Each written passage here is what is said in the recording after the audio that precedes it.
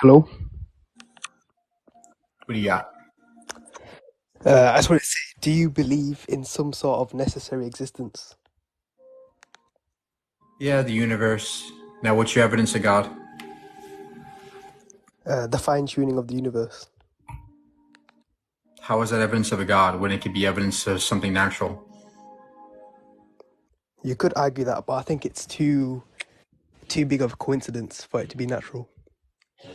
Okay, so what do you mean by coincidence? Probability? Yeah.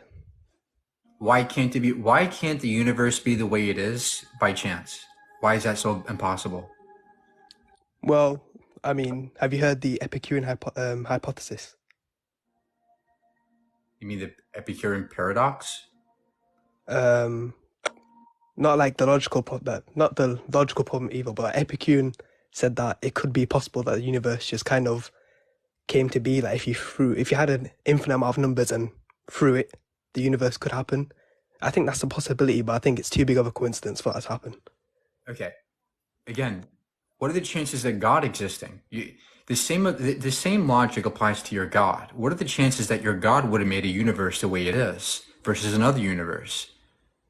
And we can just say that there is a natural reason why the universe is this way. We never have to invoke a God. We never have to invoke a God for this. I think there's an argument for both sides.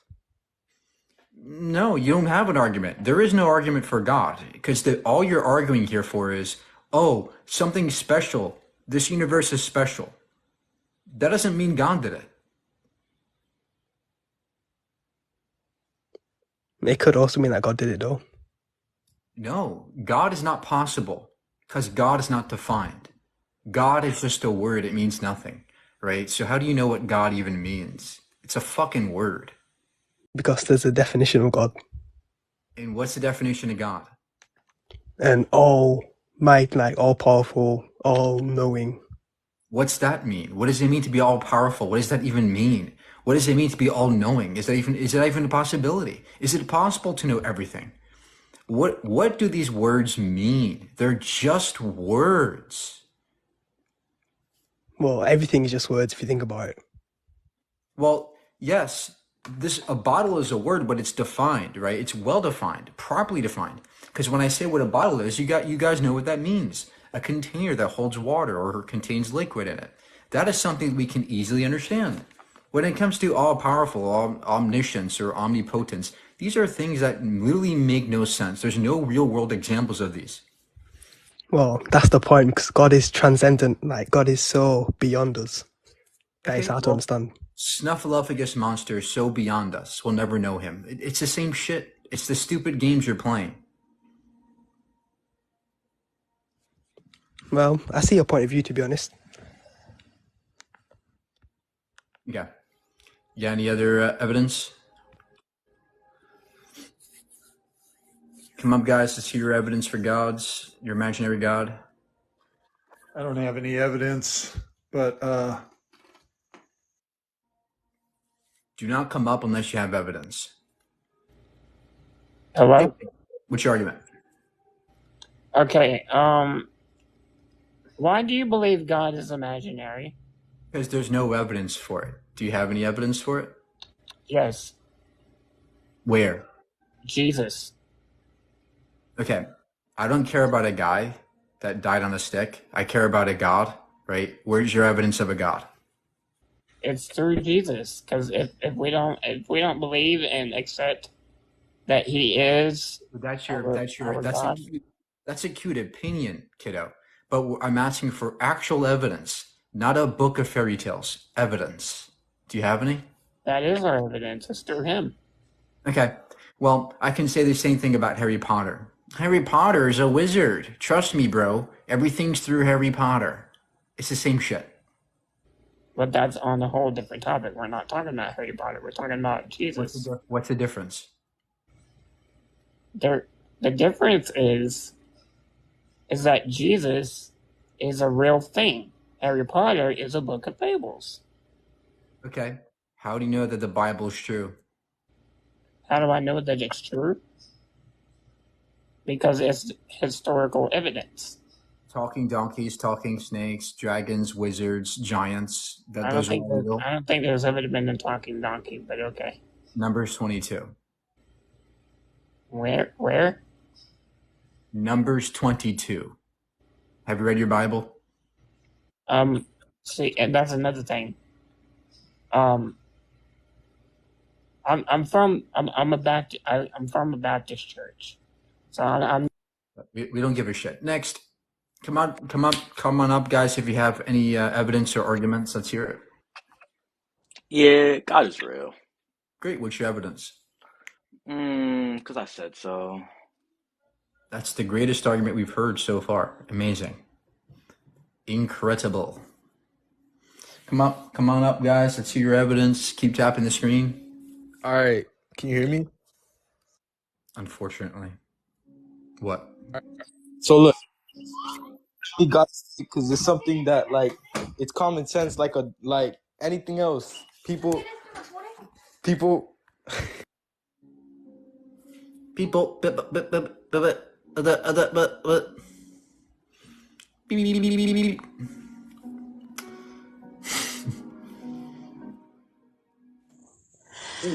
Hello, Michael. What's your argument today? Okay. You had previously mentioned Noah's Ark being BS like everything in the Bible. So my argument is carbon dating because that is actual evidence. Would you agree? Do you believe carbon dating is accurate? Yeah, it is absolutely accurate. Now, what is your evidence for God now? The ark, they found pieces of the ark that coincides with the timeline that the Bible gives. Okay, That's so a piece of physical evidence. Okay, where's your scientific source for this? I'm sorry? Where's your scientific source for this? I mean, I saw a thing about it on the History Channel. I'll be honest, I don't have a scientific study or whatever. If you can give me a second, I can try to find documentation. No. So you don't have a scientific source, do you? I mean, they carbon dated the ark. It's okay. Next. There is no fucking ark. Next. Hey, what's going on, brother? How you doing? Hey, what's your argument?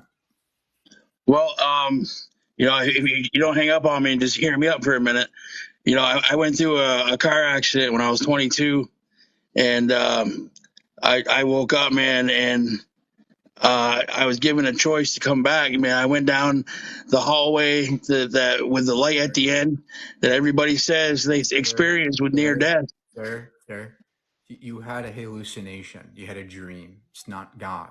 Yo, okay? where you from anyway, man? Because I'd like to beat your fucking teeth down your throat, you faggot. You're a fucking scumbag, dude. You need to get your fucking teeth beat down, you fucking faggot ass motherfucker.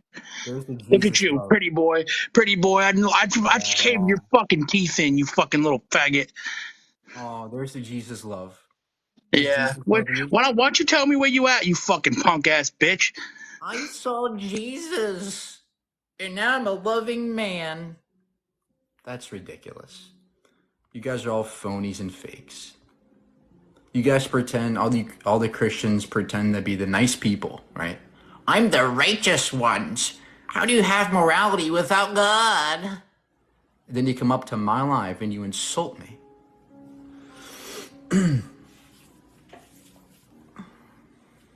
Hello? What do you got? Hey, so you know what's going on with like Israel and stuff right now? No. Do you have any actual evidence for God? Do you have any actual evidence for God? I'm gonna talk about that. So I've been a Christian my whole life. I don't care. Where's your evidence for God? My evidence for God is the creation, all about that. And I believe that slavery was the best thing to ever come to the world. Fucking hate niggers. There it is. More Christian love. Jesus loves you, Jesus. My balls hurt. That was one of the best arguments we've heard so far. Wow, congratulations, sir. That's number one argument right there for God. My balls hurt. Hey, what do you got? Yo, can you hear me? Unfortunately. What? I agree with you, dude, because if you look, when Columbus came to America, there was a Guys, let's stay on topic here. The topic is God, right? We're debating about God, not Columbus. Hello? Hey, what's your argument today? Huh? What is your argument? God exists because he exists. Okay, how old are you? 16. Okay, we can tell. Next. Hello? Hey, what's your argument? Can you shit in my mouth, please? The shit Eucharist. Jesus shit for me. Jesus shot the bed for me. Hey, what do you got? Hello? What is your argument, sir? I want to hear your argument first. Can you explain to me why God is imaginary first? Sure. There is a overwhelming lack of evidence for this God. Every time theists try to argue for it, they lose miserably. There are no good arguments. There's no good evidence. There are problems with the omniparadoxes, the problem of evil, divine hiddenness. These are good reasons to not believe in God. So the creation itself, I heard someone say this in general. You don't feel like that's enough evidence that God is real? That the Big Bang Theory or anything else could have created that? How do you know it's creation? How do you know it's not creation? That's the problem, right? You see, this is exactly the problem. We don't know if it's creation or not. So how can you assume it is? How can you assume it's not? There's no evidence that it is. So are you atheist? Yeah, do you have an argument for us today or no? I don't. I ain't gonna lie, I'm out. Tap out. Okay. Come on up, guys, if you have a good argument. Let's hear it. Everybody keep tapping. Hey, what do you got? Nothing. I clicked it by accident. Sorry.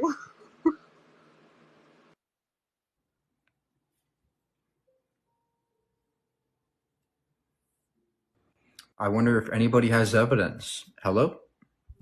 I'm over here stroking my dick. I got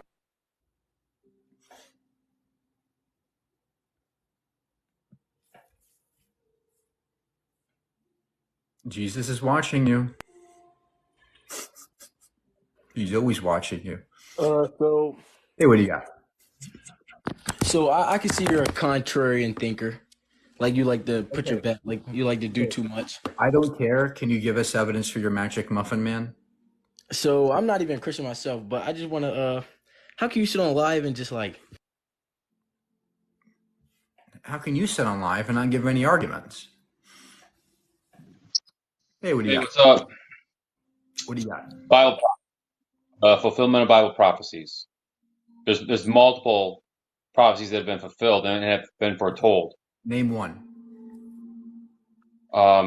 So Jeremiah, before he was, or before Babylon came and destroyed Israel, the Lord told Jeremiah that they would be held in captivity for 70 years.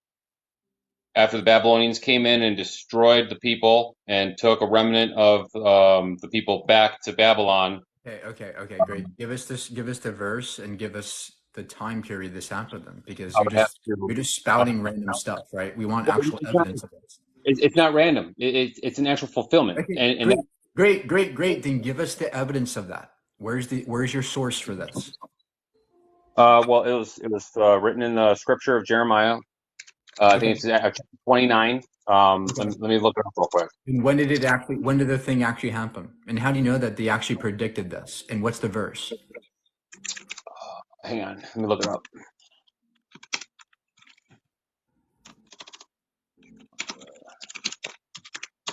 I don't have time for you to look at but on top of that, let me also say that on top of it, you didn't have one thing yet. There are no prophecies in the Bible, and there's also many failed prophecies in the Bible. No, you have to understand that it's all about synchronization. It's like everything happens in a pattern. There is no synchronization in talking donkeys and talking sticks.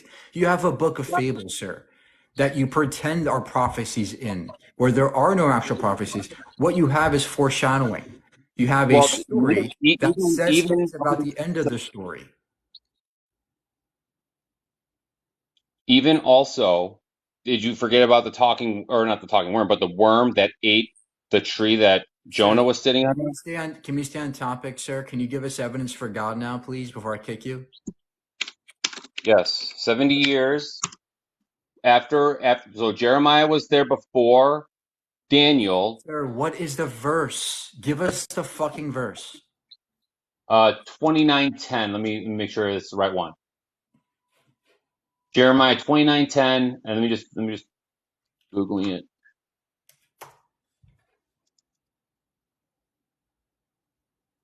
Yes, 29:10.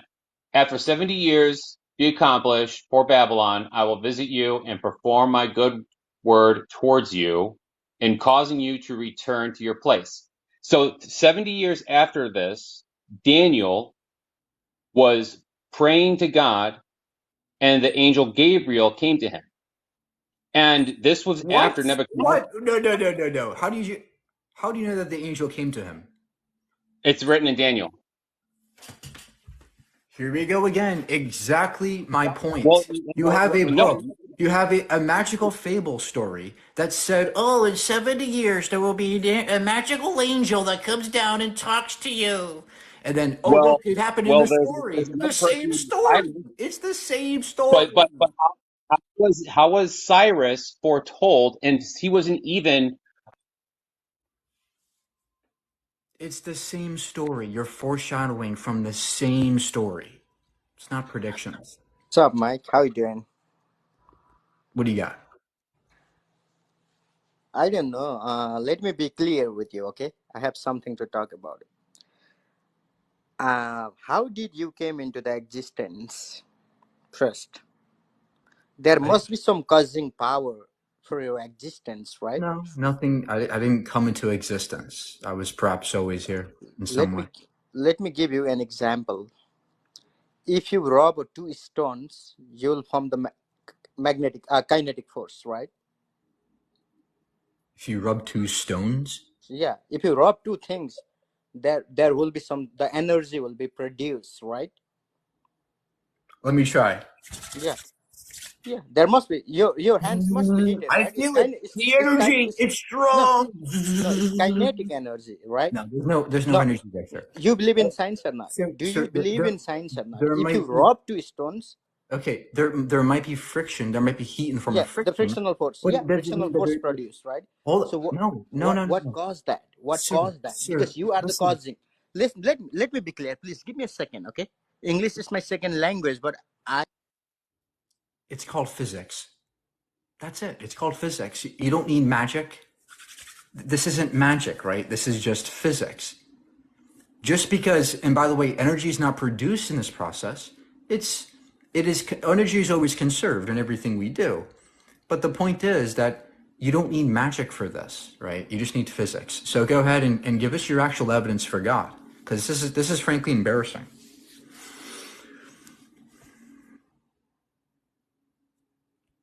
Okay. Have a good day.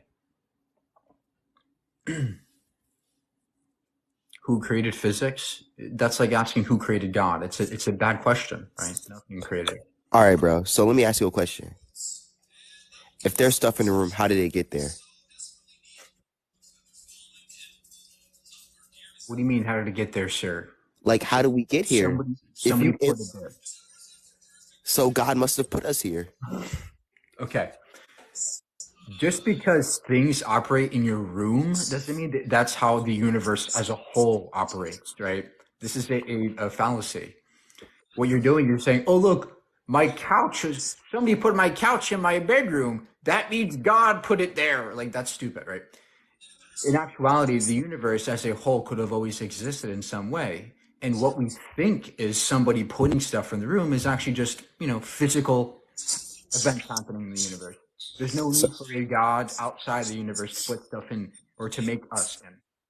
So where did the universe come from? It could have always existed. Okay. That's all I have to say. Infinite regression is not. You don't have to invoke that for an infinite universe Hello. where time is static. Hey, what do you got? Fuck you, bitch. You're a bitch. Oh, this is the Jesus love you guys talk about, the You're a great Jesus bitch. love. You're a bitch. Guys, another Jesus lover.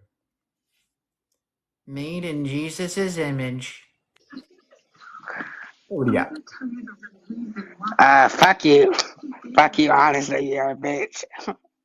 Bitch. Christian love. They love me so much, they want to drown me and punch me. Hey, what do you got? How do you think you came into existence? I just want to ask. Who said we came into existence? I mean, we're here, right? I don't think we just doesn't mean- started out of anything. I mean, the dinosaurs were here. I mean, come on now. Okay, we all came from somewhere. Okay, just because we exist does not mean that we had to come from somewhere else. Because we can use this logic for God, right? Where did God come from? You would say that's a dumb question. Well, the same applies to us. We can just say the universe in some way always existed. And you don't need somebody outside of it to make it. It's not required. The universe could be the totality of everything. In that sense, there's no beginning or end. In that sense, it always was. So you're telling me if, say, some Kim Jong-un, some rocket man decided to end the Earth, there would be no consequences. There would be no end, right? Yeah, the universe does not owe you justice. Hey, man, at the end of the day, you're gonna believe what you want to believe. No, I don't know. I don't believe what I want to believe. I believe in what the evidence demonstrates. And there is no evidence of a God. Just because you want there to be And somebody. there's no evidence of there not being a God either. Sure there is. Your God is too dumb to exist. How many religions are there? Thousands. I'm a Christian. I don't come at anybody else for believing at Well, what I'm they coming want to after. believe. They can be a satanic person. They can Guess be what? an atheist. Guess what, sir? I'm coming after your beliefs because they're toxic and they're violent and they're harming people's lives. I'm a Christian. I am not violent. I do not take revenge. I let God do the revenge. Well, your Bible is violent, sir. It talks about killing and murdering. It's a very violent book. Your God is So is the world. So is the world. There is genocide going on all over the world. But if your God exists, he didn't have to make it this way.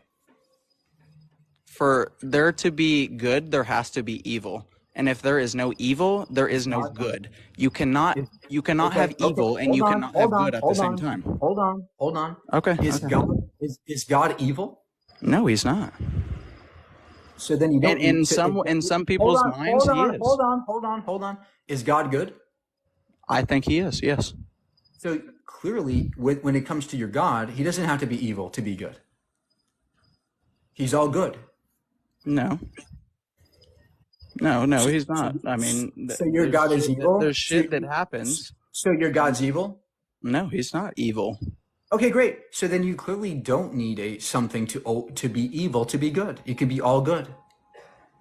Okay, but how do you explain good? How can you come up with a definition of good if you have not seen evil? Because I don't need to know what evil is to know what good is. I just need to know what a neutral action is to know what good is. And by the way, we don't need to know what good is to be good.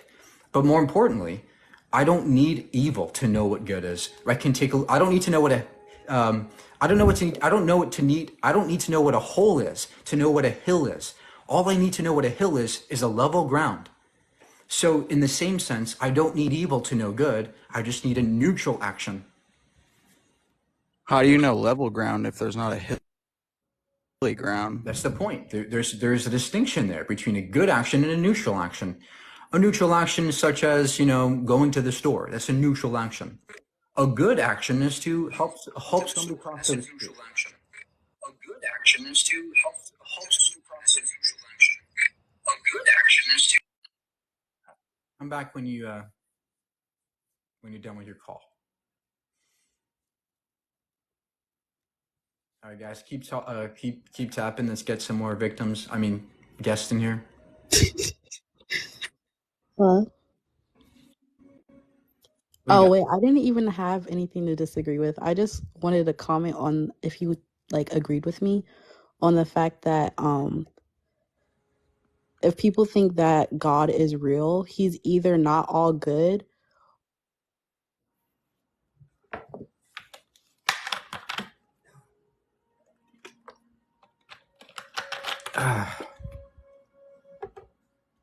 Keep tapping yes. Let's get some more victims in here.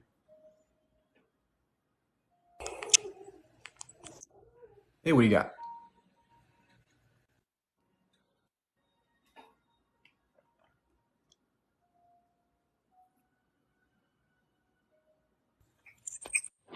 Hey, what do you got? God, boom. Typical theist. Next. Do veganism tomorrow. Hey, what do you got? So, how do you explain the presence of the soul and the presence of the ability to do right and wrong if there's no God? Just the brain. There is no soul, by the way. It's just the brain. What about the presence of consciousness? The brain. Why aren't we all just rocks? We're not rocks. We are organic compounds that, when put together and arranged together in certain ways, yield consciousness. In But life, what? right? But Life is what? emergent of these physical things. But what would be the point of that, though? What's the point of having living? What's the point of Why does having it? living organisms and dormant, Why does it? rocks? Why does there have to be a point? Because we're here. That's a non sequitur. Why does there have to be a point if we're here? Because we're here. What's the reason for us being here? If Why does there's it? Why does there have to be a reason? So why do you go to work every day? Because I want to. Because I enjoy it. Right? I do what I enjoy. That's purpose to me. But what's the purpose of a brain? What's the point of even What's the having a purpose brain? of God? If God exists, what's the purpose of God existing? Just to exist?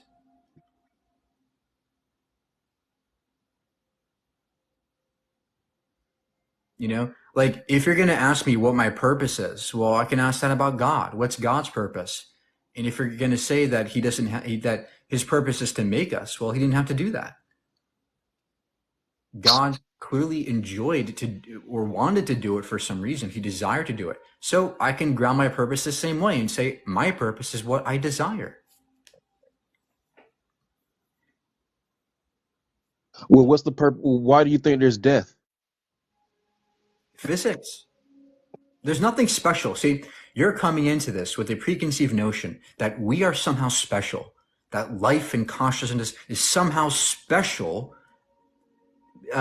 Not regardless of necessarily everything special, else in the universe. but unique and extraordinary. Not necessarily special, but rare, It's unique. unique. It's unique to us, but it's not unique to the universe.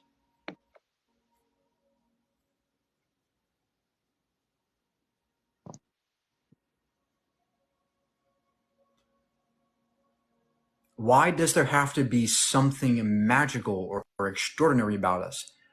Yes, we can come to that on our own, but objectively speaking, beyond anybody else's opinions, there is no such thing as purpose or meaning, objectively speaking.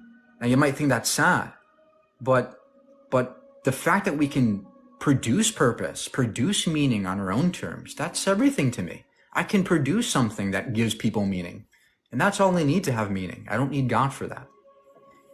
But then you're kind of explaining the reason for having consciousness, though, because there's no point in having consciousness at all if there's no need for us to be here.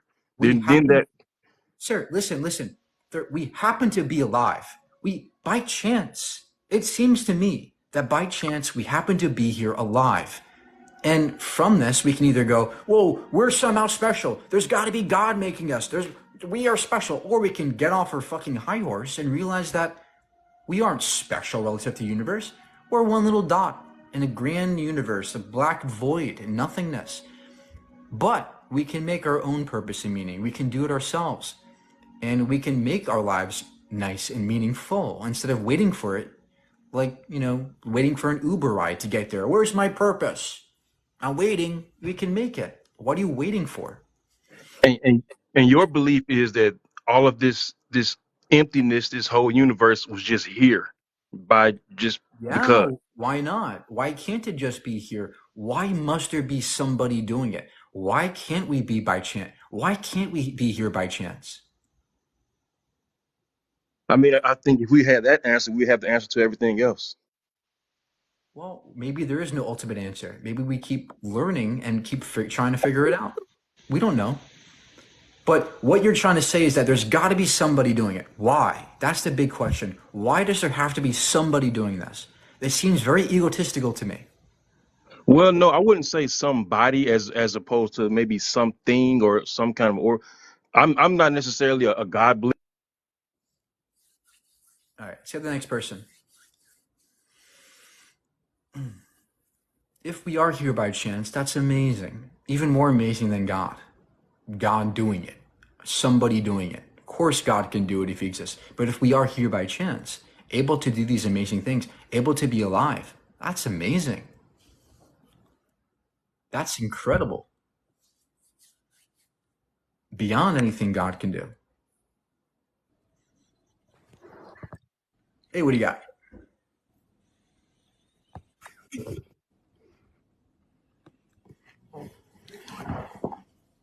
Guys, I'm looking for actual arguments today. Hello. Can you hear me?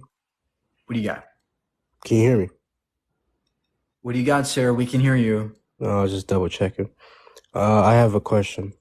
Why do you particularly think God is imaginary and not real? Just the fact that it's because we came into existence by chance? And if we did go into existence by chance, Okay, hold on. I don't believe in God because there's no evidence for it. What is your argument for God? What is your evidence for God existing? the universe itself and the very most complicated little bits of everything in the universe. For example, particles, atoms, and etc. What about them means God must have done it? For example, if the smallest thing in our solar system is not to the very detailed bit that it is already, then we wouldn't have a solar system. If you think that's by chance, then that's less likely. I can say that for cancer. If our solar system was off by a little bit, there wouldn't be kids starving with cancer. There would be grape, right? That And seems that's my point. seems stupid. You're backing up my argument. If it's not detailed, then we wouldn't have everything we have already. Listen to what I'm That's why saying. it couldn't be by chance. Listen, take a second and listen to what I'm saying here. You're saying that the solar system was arranged in a specific way that allowed us to be here. I agree. But the same can apply to everything else in the universe. It can apply to exactly. That's my point. Cancers. That's my point. It can apply to starving kids. That's my point. Rapists. I agree with you. So does that mean you think God designed the solar system for rapists? God, no. Rapist is not. No. So That's a false. argument That's a false collapses. equivocation. Hold on. Sir. Your argument collapses because you're trying to say that we are special. That we are. Oh, look, God designed us. There must be design because we are here, able to live. No, it's not my point. Hold on. What I showed you was that your argument can apply to everything else in the universe. And that's why you can't pinpoint us and say that we are the beneficiaries of some cosmic being. Maybe this universe is the way it is by sheer probability. And there are other universes out there. And if you existed in those other universes, you would say the same thing about those universes. Oh, look, that one, we are special because we are this way. And then every universe would say the same thing. That's fine. But that's not my point. No, you're doing no. I'll let you talk. Listen. It's not fine. Because now your argument collapses. Hold on. Your argument collapses for the second time.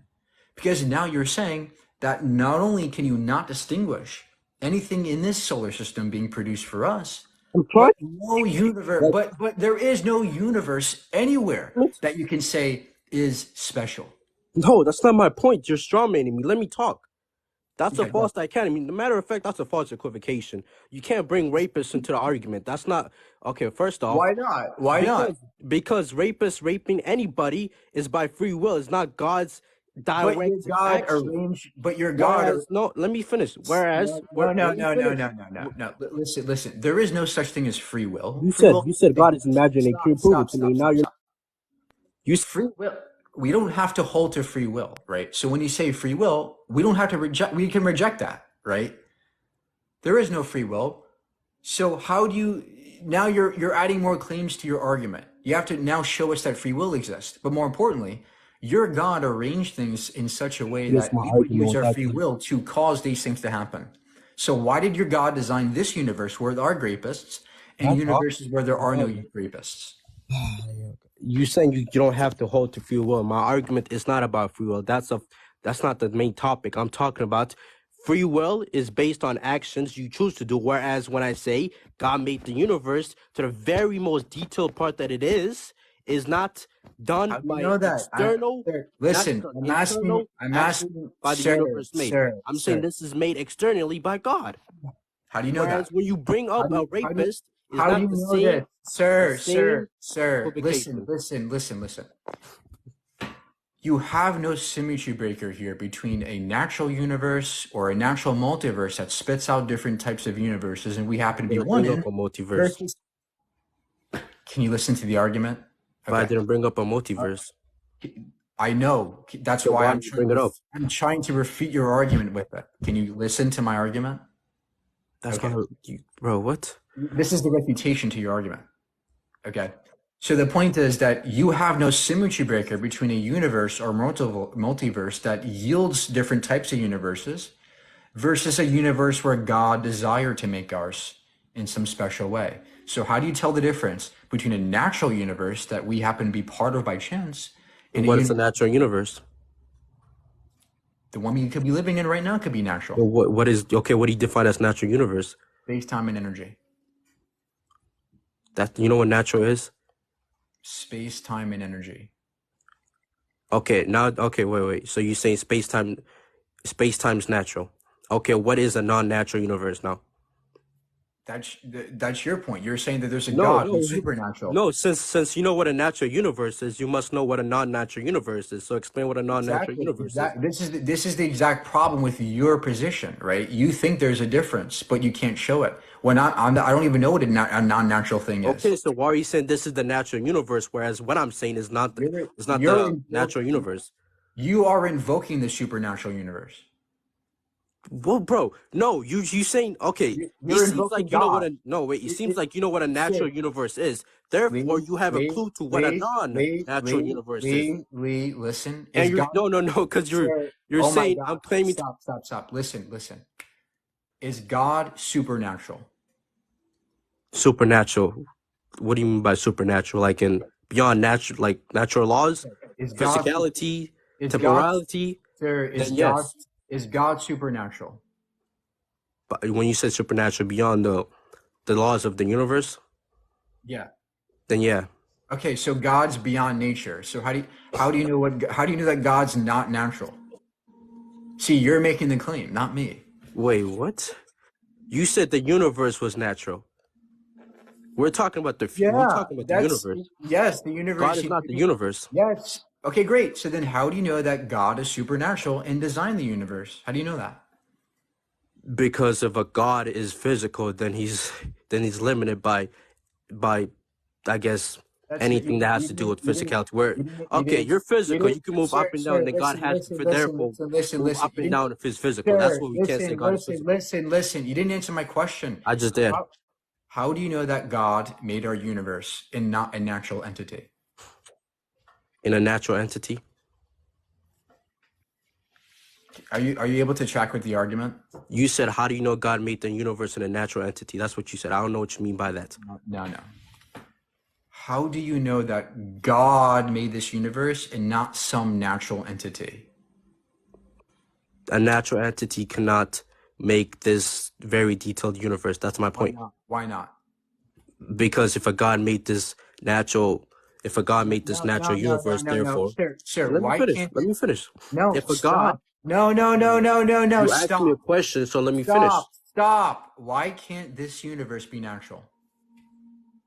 This universe is natural. Okay, great. So then obviously you don't think God designed it because it's a natural thing. Oh my God.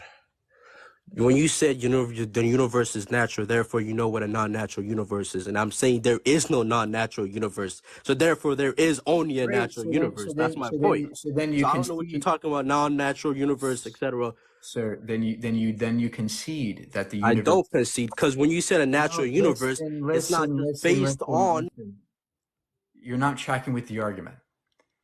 You just conceded that that the universe came about naturally. You don't need God for that. No. Okay, This is great. what I mean. Then No, show the us that universe God is didn't come in required. naturally. Then show us that God is required. And when you say so, how do you mean? Demonstrate it to us, sir. Give us Empirically? evidence. Anyway. Okay, I'll show it to you. Number one, how do you know? Wait, I don't have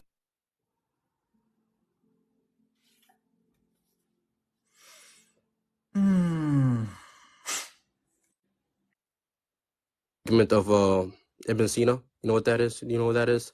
Sir, can you just give the argument? Okay. In every possible world, well, first off, do you think the universe is contingent? Oh my gosh. Can you Do answer you my believe the question, world? sir? Can you I'm stop doing. pivoting and answer the Is question? the do you think the What? universe How, is contingent? sir? Oh my God. Stop. How do you know that God had to have designed this universe? And I'm trying to prove it to you. Do you know what contingency means? Just give us the argument. I'm trying to give it to you. First, I need answers. How am I supposed to give you an No, you argument if I don't don't need know how you're going to answers. respond? You need an Do you think argument. the universe is contingent? I don't know what Just that answer the means. question, please. Contingent on what? No, the universe can be necessary.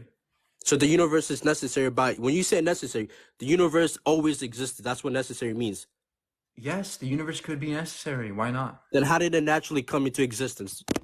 By definition, You it don't make didn't. no, It's you make always no there. sense. No, Okay. wait. By definition, if it's necessary, it was always there. Exactly. Okay, great. So why is that Wait, impossible? no, because listen, first off, previously you said that the universe came naturally. If the universe came naturally, then there's a temporal action being made right now. You're saying the universe at one point in Yeah. time came into existence from non. No, I never said that. That's a straw man. But more importantly, there are two possibilities: the universe came about naturally, or it was Let me always please there. let me finish. No, because you don't have an argument. There are two possibilities here. Either there is some natural entity that caused the universe to exist, or there is a natural eternal universe, both of which have no gods, right?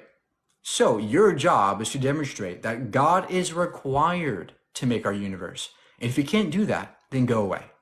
This is your last chance. This is your last chance by Bro, demonstrating God exists. that's a. Okay, number one. Which one do you hold to? You gave me two. If you're not going to Which answer one the do you question, hold to? if you can't answer the question, just tell me. Which one am I answering to? You gave me two. Did you know the question I asked you?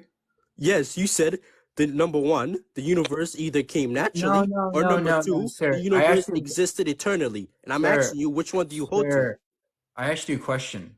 How do you know the universe had to have or requires a God? Can you demonstrate that? I gave you the fine-tuning argument, and you said no by bringing up a rapist. I refuted that argument By because it bringing up a demonstrated that rapist, and that's not a great equivocation. I hope you know that. you have no idea what you just said. All right, number one, I just told you how. You can't even track the argument. I'm sorry, No, sir. I just can't debate you if you can't even track to what I'm saying.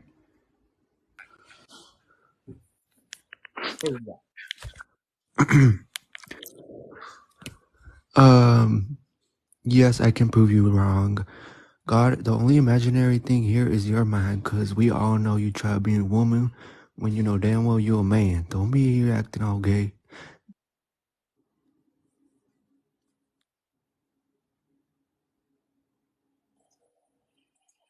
Hey, what do you got?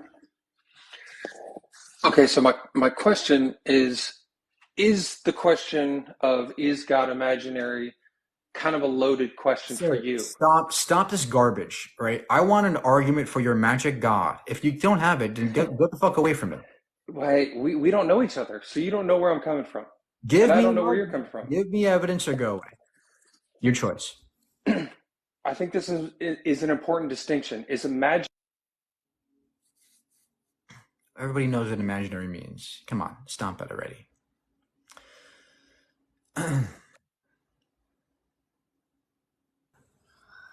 Hey, baby.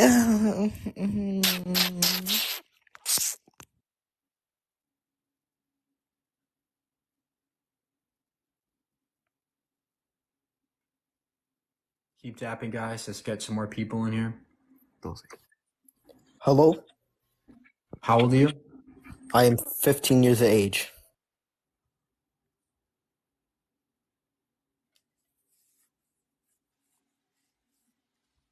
Hey, All right, Ria. what's up, man? What's your argument?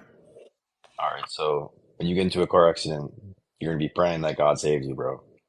That's why he's real. So your argument is emotion.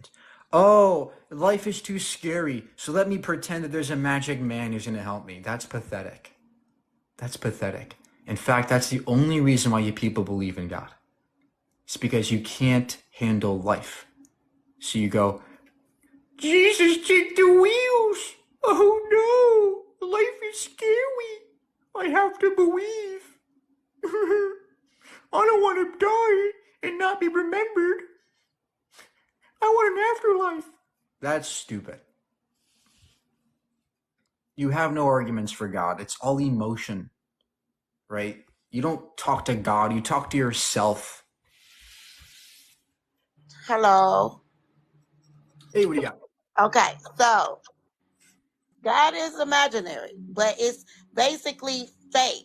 You have to have faith in order to believe in God. And it's about all about Okay. acceptance. Ma'am, I'm God. It's all about acceptance. And it's something, it's a relationship. Ma'am, how about this? I'm God. Do you believe me? Well, I wouldn't believe in you due to the fact that it's something that You gotta basically have is faith. something that we are raised on, You gotta right? have faith, ma'am. You gotta have faith. Well, ma'am, You you gotta have have to, faith that I'm God. okay, the proof is the relationship that I have built within myself and the open mind within the universe that I choose to Oh, believe in. okay. So, Now, I'm not going to say, so, I'm not going to oh say my that. gosh. Calm down and think. You have just stated that it's all about faith.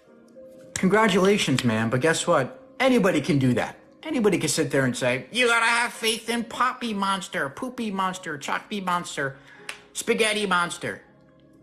Anybody can have faith. It's easy. Too easy. I can have faith that you're wrong. Now we're back to square one. How do we know what the truth is? That's what I'm after. I'm after the truth. And if the only thing you can support with your, nonsense is faith, well, I'm sorry, but nobody has to take you on that faith because that's a fruitless endeavor. I can have faith in anything. It doesn't make it true. All right. Let's get the next victim in here.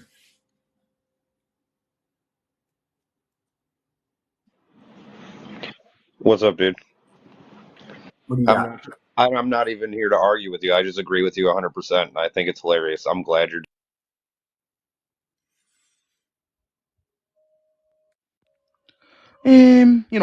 God's real. You don't know why.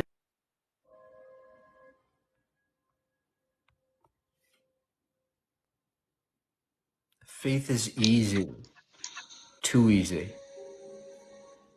To be You don't fulfilled. like being wrong, do you? Prove it. Prove me wrong. Let's hear it. So you were talking about earlier with somebody about like something just had to be there with the whole natural, unnatural situation. Your parents created you. Did they create me, or perhaps No, there they was a... created you. They What do you had mean? to mate with each What do you... other to Okay. create you. Okay. What do you mean by creation? Ex materia or ex nihilo? Which one? So you were created by your parents, regardless of what you're Okay, saying right now. You sir, were sir, created, sir, just like the people sir, who create virtual sir, worlds. sir. Hold on. What do you mean exactly by creation? See, I'm talking about the simple fact that everything is created in some shape and form. Sir, in what And way? you don't like to be wrong. Okay, You like how to do, talk over sir, people. You try to sir, talk over sir, me so you can be a sir. bitch and fuck off. Okay. Creation is a ambiguous word. If I say, I created an art piece, what I really mean to say, if I want to be actually rigorous about this, what I mean is I'm taking paint, I'm taking a piece of paper, I'm taking a brush that already was there, and I assemble them into something we call a painting. That's assemblage from pre-existing material. That is not creation ex nihilo, which is from nothing. When we say creation, we have to be careful what we mean. We have to be specific. Because if you say creation, oh yeah, created, and then you use the same thing for God, well, guess what? There's a mismatch there. How do we know that what you mean by God is the same thing you mean by the colloquial sense of creation? You typically don't. What you typically mean is that God created us from nothing. That is illogical to me.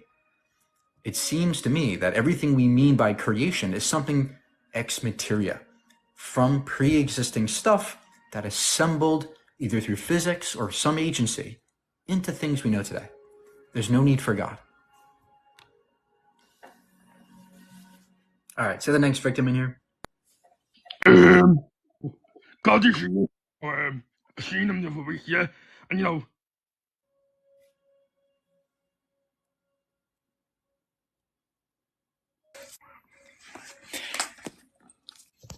Hello?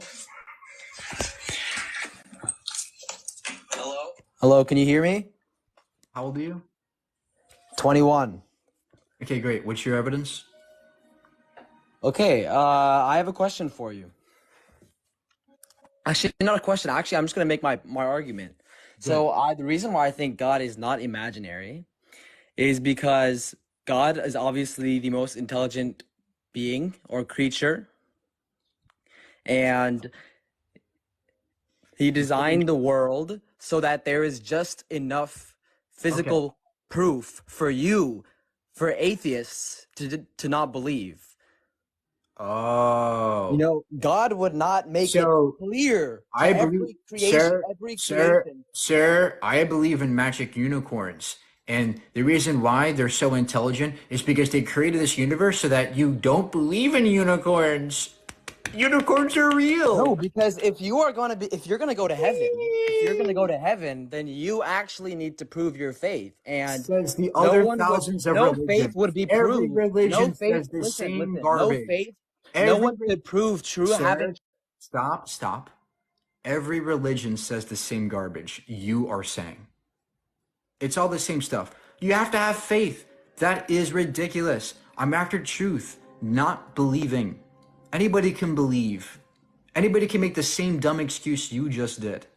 But look at how easy of an excuse it is to make. Oh yeah, unicorns, you can't see them because they're hiding from you. And they're super intelligent. This way they hide themselves from you. That's what you're arguing for. This is your argument, right? I'm asking for evidence that he actually exists. How do you know he actually exists? How do you know that? Hey, excuse me? Excuses. Give me evidence. Hey, I think that if you're not, an incompetent, not saying that you are, but if you're not an incompetent, it's pretty obvious that the complexity of everything that is, in our world, like fucking down to the plants, from the sun being the perfect distance away from Earth for us to live and have life on this Earth, I think it's pretty obvious for idiots like you to believe in a God. So what is more complex? A grain of sand or God? What? What is more? Bro, What is more complex? what are you asking me right now? What is more complex? A grain of sand or God? They're both complex. Oh, so your argument was that, oh, look, Mike, everything's complex, therefore God designed it. But your God is No. equally Why complex. are you bringing up sand Hold in on, this, hold on, bro? hold on. I'm talking. Hold on. Your God is equally, if not more complex than a grain of sand, and no design required. Why is that? Why is there special pleading for your God? If you're going to say that the universe is complex, therefore it needs design, how about God? Why doesn't God need a designer? Who designed God? And if you're going to say that God is the way he is without a design, then why can't the universe be this way without design? Why does there have to be somebody making our universe, no matter how complex it is? I understand the point that you're making, but at the same time, not everything is going to be very easy for us to comprehend. You know, Oh, that's a we're great only excuse, sir. capable. This We're is a great only excuse, but do capable you of have an actual understanding piece so of much. evidence Okay, for I us or have a no? question. Have you ever considered?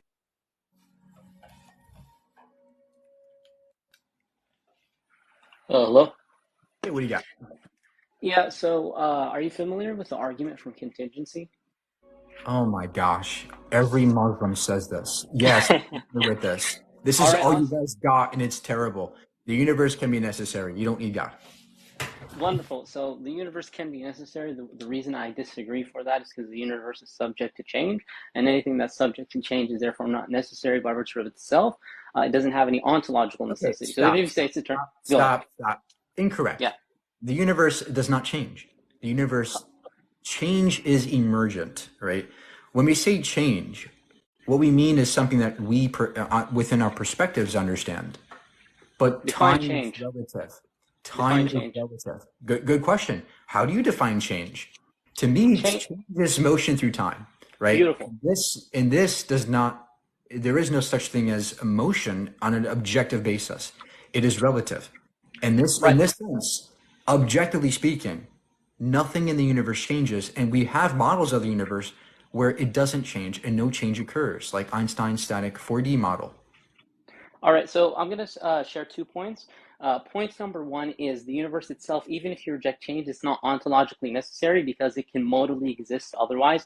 Anything that can exist otherwise isn't necessary by virtue of itself, but it exists by virtue of an That's external an reason that causes assertion. it to exist the way that it That's does. that's So that's do you no, see no. how Hold on, it hold does? on, It's not ontologically hold on, necessary. hold on, hold on. That's an Yeah, go ahead. assertion. You just made an assertion.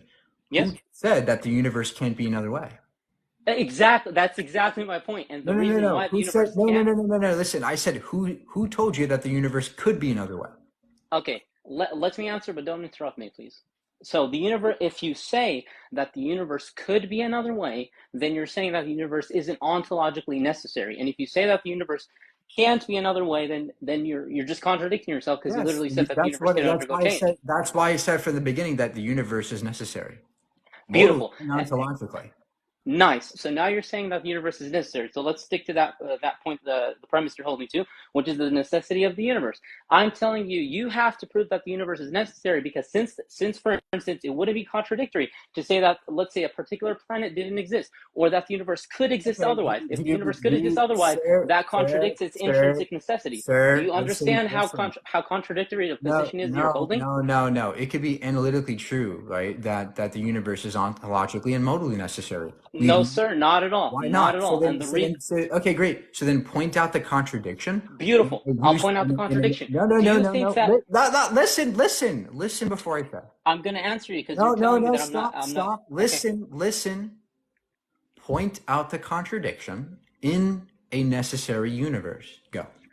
Thank you. The contradiction in necessary universe is you're presupposing your own necessity because you're a part of this No, universe. that's Because not a you. Oh, contradiction. hold on. Let me finish. Allow me to finish. No. You can't finish if you don't have anything to start with. I'm asking you a question. How do you demonstrate that there's a contradiction in a necessary universe? A P and not P. That's a contradiction, which would render it impossible. But since there is no logical impossibility of a universe being necessary, it could be necessary, which means that by definition and analytically, It is necessary. You don't need a God. Go.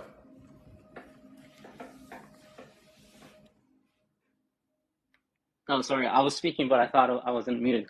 So the point that I was making essentially is, okay, do you accept that? So there are quantum fluctuations. We can empirically see a change going in the universe. You did If not. you don't, if No, you're no, no, literally going no, to no, say there no. isn't any No, change no, going no, in the no, no. universe, Stop, then you're stop, just stop, self. stop, No, what do you mean stop, stop, stop, brother? stop, What do you mean stop. stop? Are you getting scared?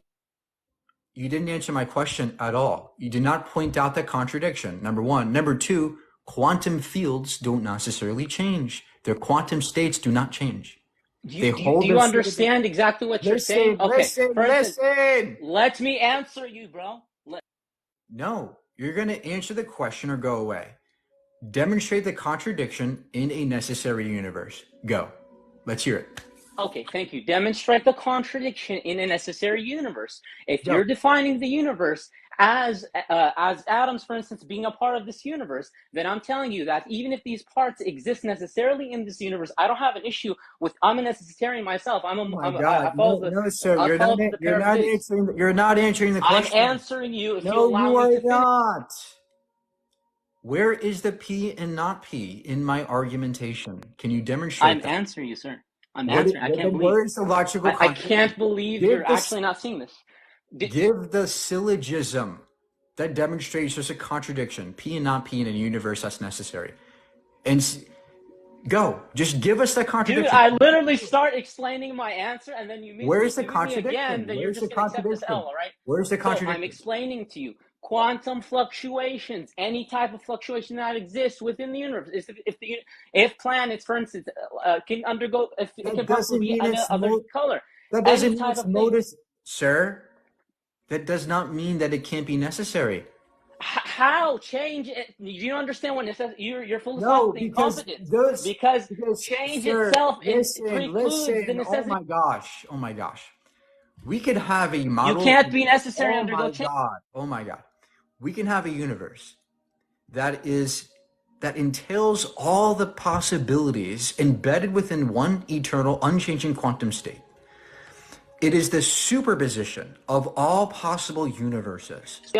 That is what a quantum state could be and describe the totality of all things as. In this sense, Why are you scared? that quantum state can be eternal and necessary, modally and ontologically. So, when I say the universe, I mean the quantum state. I don't mean the possible state. I don't mean all possible states. I mean the one quantum state that holds the superposition of all other states. That is what I'm talking about when I say the universe. Your definition of the universe is different. And the only reason why you're doing that is because it only helps your argument. But if you listen to what I'm actually saying, you realize that you actually have no argument. Go ahead, explain yourself. Okay, I'll make it even more clearer. All right. So let's even forget about the universe. Let's define necessity, because we're having an issue here even understanding necessity. I understand something to be necessary if change with respect to its own ontology is impossible. If change cannot occur within an ontology of a There's specific no thing, change. then it's possible. Thank you. So you accept that. There is no change in a quantum state. Beautiful. So now you're saying that the universe that we exist in cannot logically undergo change. Are you sincerely saying that? Yep, exactly correct. Okay, so let's say so these atoms that are undergoing change, the shifting, you yourself are part of this universe. Are you saying your existence is necessary? Listen, you just missed everything I just told you from the beginning. No, sir, you are not understanding. Oh my gosh! If you listen to what I said from the beginning, if you rewind the tape, you recognize what I just told you. Change is relative. It is not objective. Change is something that we perceive. It is not something intrinsic to the universe. That is why you're confused. This is why you're confused. Change is not something intrinsic. Can you stop muting me? Because I'm just going to go down. It is something emergent. Can you allow? This is why your argument collapses. Can you stop muting me? Because if you're going to keep on muting me, we can't have a discussion. Every time I utter a sentence, you're muting me. We can't have a discussion like that. Sir, can you point to the contradiction in a necessary universe? And I am pointing to the contradiction in necessary universe. Where is the I am contradiction? telling you that the universe itself is not ontologically necessary. So hold on, hold That's on. a Don't. you're begging the question there. Just hold. You're begging the question. I'm asking you to point out the contradiction. Let me finish the other sentence because I was going to point it out. I'm saying even if you say that the universe doesn't undergo change right now as itself, it's still not ontologically necessary because that doesn't entail it's ontologically necessary because it could be otherwise. Do you understand modal logic? No, it can't be You don't otherwise. understand modal logic then. Oh my gosh. It by definition, analytically, it can't be otherwise, modally or ontologically. That's the point here. Why can't we say that for the universe? Why not? Where's the contradiction? That's your job, to point out the contradiction in what I just told you. Okay, so just for the audience, it's clear. No. You're going to point out the We all should contradiction. convert to Islam. No. All right, now he wants to preach. Now he wants to preach. He could not point out the contradiction in a universe that's necessary. He couldn't do it. And by the way, couldn't God be evil? Couldn't God be good? Couldn't God be a different variety of or a type of God? Yes. So if you're going to say that God can't be those things, well, we can say the same for the universe. Your special pleading.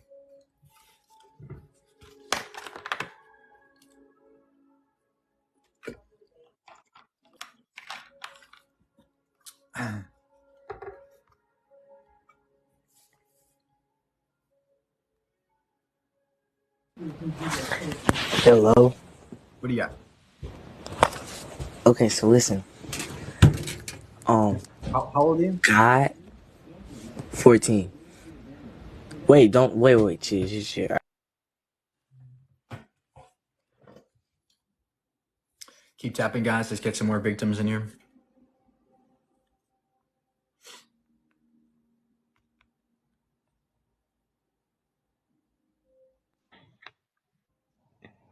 Hey, Hey, what do you got? I just want to say fuck the LGBTQ, fuck those guys. Why? They did nothing wrong. They're not harming anybody. Think about what he just said, right? Why is there so much hate? What did they do to you? They existed. They're themselves, and they're proud to be themselves. Why would you harm somebody? Why would you do that to somebody? Because they're being themselves. And religion has a way of doing this, making you think silly things, making you bigoted. Because, oh, my religion says that they're not good people. Well, I'm sorry. That is completely wrong. That is discounting an entire population of people who've done nothing wrong.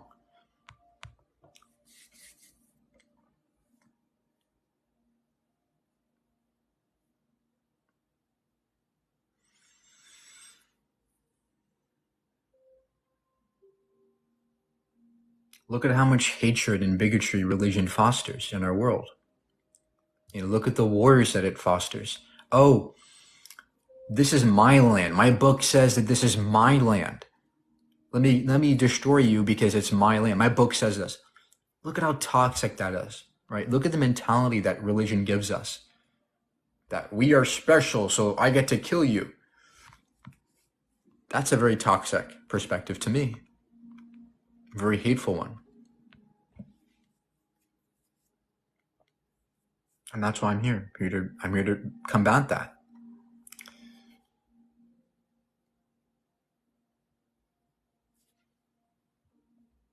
When you understand the world, you begin to appreciate it more and appreciate other people.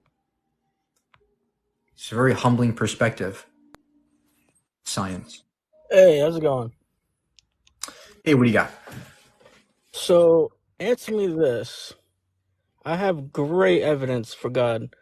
Do you or do you not have an Adam's apple? I do. Hello? I do. And do you know how you got the Adam's apple? Embryonic development. No. So I Biology. guess you didn't read the Bible. Talking donkeys, talking snakes. I read that shit. It's nonsense. No, it came from when Adam and Eve, when they were created from God.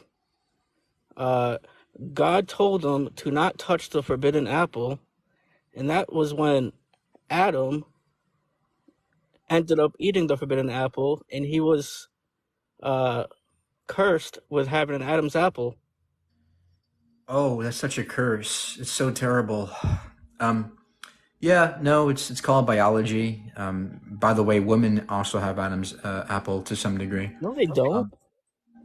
They do. It's just less pronounced. But more importantly, we have biological reasons as to why that is. There's no God required. No, that is all God. It's in the Bible. So is talking donkeys. Do you believe that shit too? Yeah, I've talked to donkeys. We can tell. Next.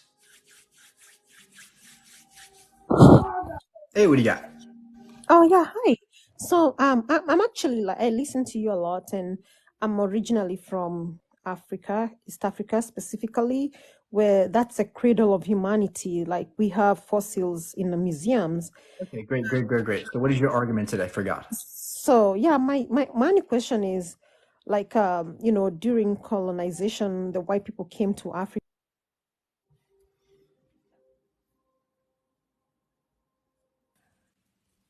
Hey, what do you got? Oh my god, that was too quick. Right. So when you say God is imaginary, does that mean that he doesn't exist? You cannot imagine him, or can you just elaborate? No, If you it mind? means it doesn't exist in reality. Right? It just exists in our minds as thoughts. Now, do So you have? sure. So as an atheist, do you believe in higher power? Is there something higher that you strive your energy from? Do you something that you The sun, the stars. Okay. Would you say that the sun and the stars are God to you as an atheist? What's a god? It's just a word. It doesn't mean. That's the thing. That's the thing. I want to see. Do you That's the thing. It's just a fucking word, right? Like it's just a exactly? word. So But the how do you meaning, the meaning of it. stop. How do we begin to define this word, and what does it mean when we do define it, and how do we verify it to be true? This is the problem with your belief in God. It means nothing. Can you give us Don't any include good me. I reason? don't believe in God. Stop? Can you give us any good reason to believe in this garbage, please? Yes, first of all, I don't believe in God. I don't know why you're coming for me with this. Okay. Then go away.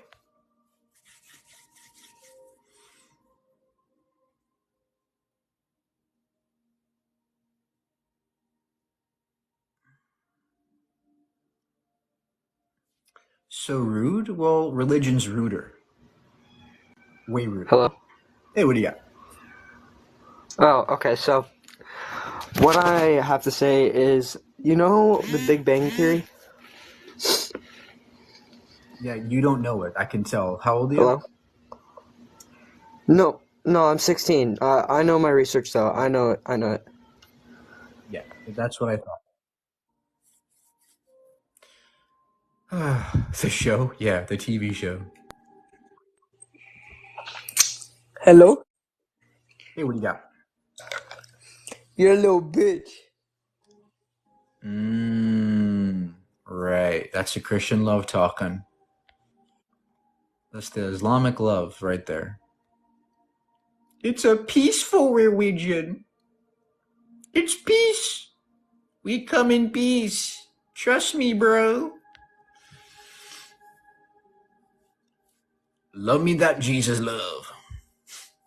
Flooding the world and slavery and shit. Yeah.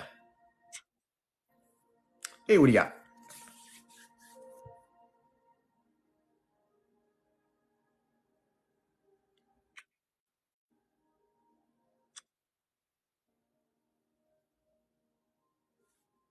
Any moment. Take your time. Take your time. He just doesn't know. Can you hear me? Yep, what do you got? Why do you always boot people when you're proven wrong?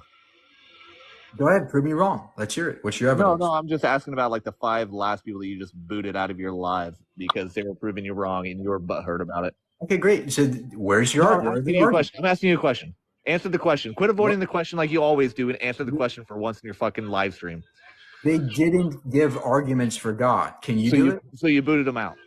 So you booted Yeah. them out like a little crybaby. Yes. Can you give us evidence for God, A little though? crybaby is what you are. Give me You whine evidence. like a little girl. Give me evidence. Give me evidence that it's not real. How about that? Your God's too dumb to exist. He floods the world because somebody ate a fruit. Are you gonna give me proof that there's not a God? Are you gonna give me proof there's not God? Give me proof there's not. Sure. Is your God all powerful? Give me proof there's not a God. Sure. I'm doing it right now. I'm pointing out an inconsistency. I'd love to hear it. I'd love to hear it. Great. Do we have free will? To you?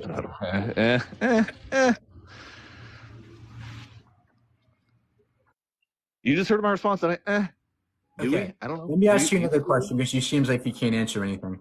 Is God just like you, right? You can't answer anything. You just get butthurt and you boot people out. That's what you do. Go ahead. Yeah. Is God all loving?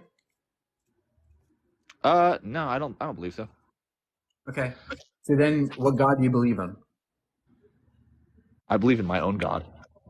Yeah. See, that's the point. What's wrong with that? What's wrong with that? There's no evidence for it. What do you believe in? Facts. What facts do you have? The sky is blue, gravity exists. What There's facts water do you in this have? bottle. What facts do you have? Yeah, the sky is blue. It's always been blue. I believe in things that are clouds are white, sometimes they're gray. I believe in things that are based on facts. You believe in things that are based on feelings. What facts do you have that God isn't real? That's the thing. God is God is ill-defined. If you think God is this bottle, well, then of course God is real. But if how do you know though? How do you know what God I believe in though?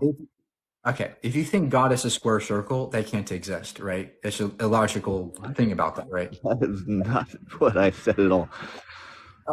Can you listen? I'm listening to you.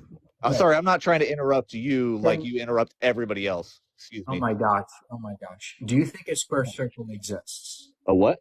I can't. I don't know what's going on in the background, but I can't hear. Do you think a square circle can exist? A square is not a circle, so obviously not. Okay, great. Clearly. So if there's a logical paradox or inconsistency in your view of God, then we can disprove it. Do you agree?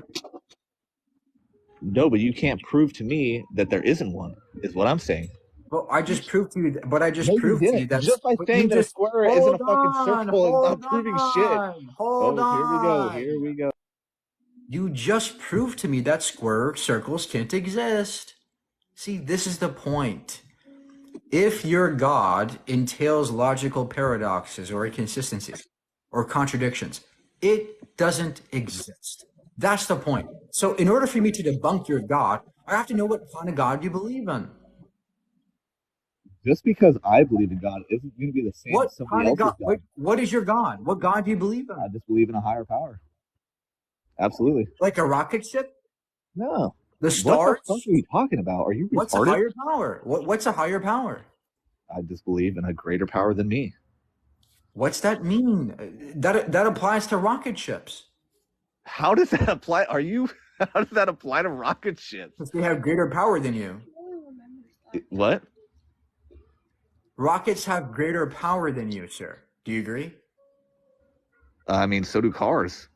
Great. So there's a higher powers to your definition. So does a motorcycle. See how shitty your definition of God is? It's shit. No, look how shitty your response to it is. Prove me wrong then. You can't prove me wrong. Yes.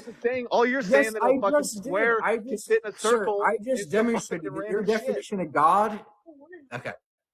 I just demonstrated that your definition of God sucks. It's ill-defined.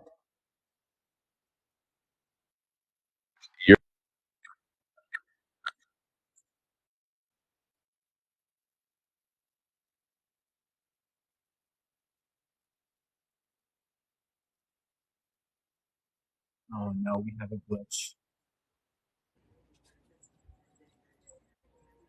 Hello? Yo. Yeah, what do you got? Yo, everyone follow my TikTok. Appreciate it.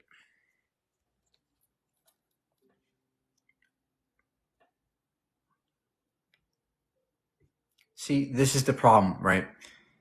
God is a word, and it means nothing until you define it properly.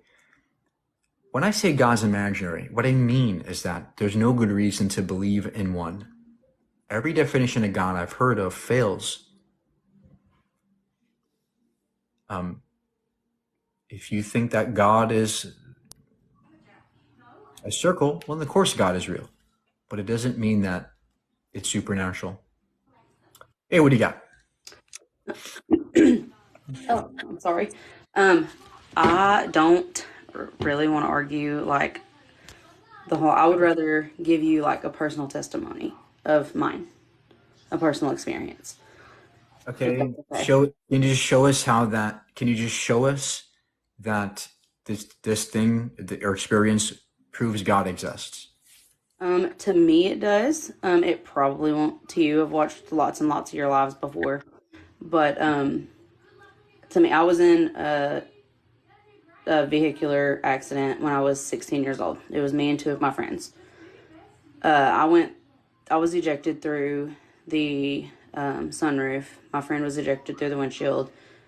She died on scene. I was declared DOA, and 30 minutes later, I had a heartbeat and started fighting everyone.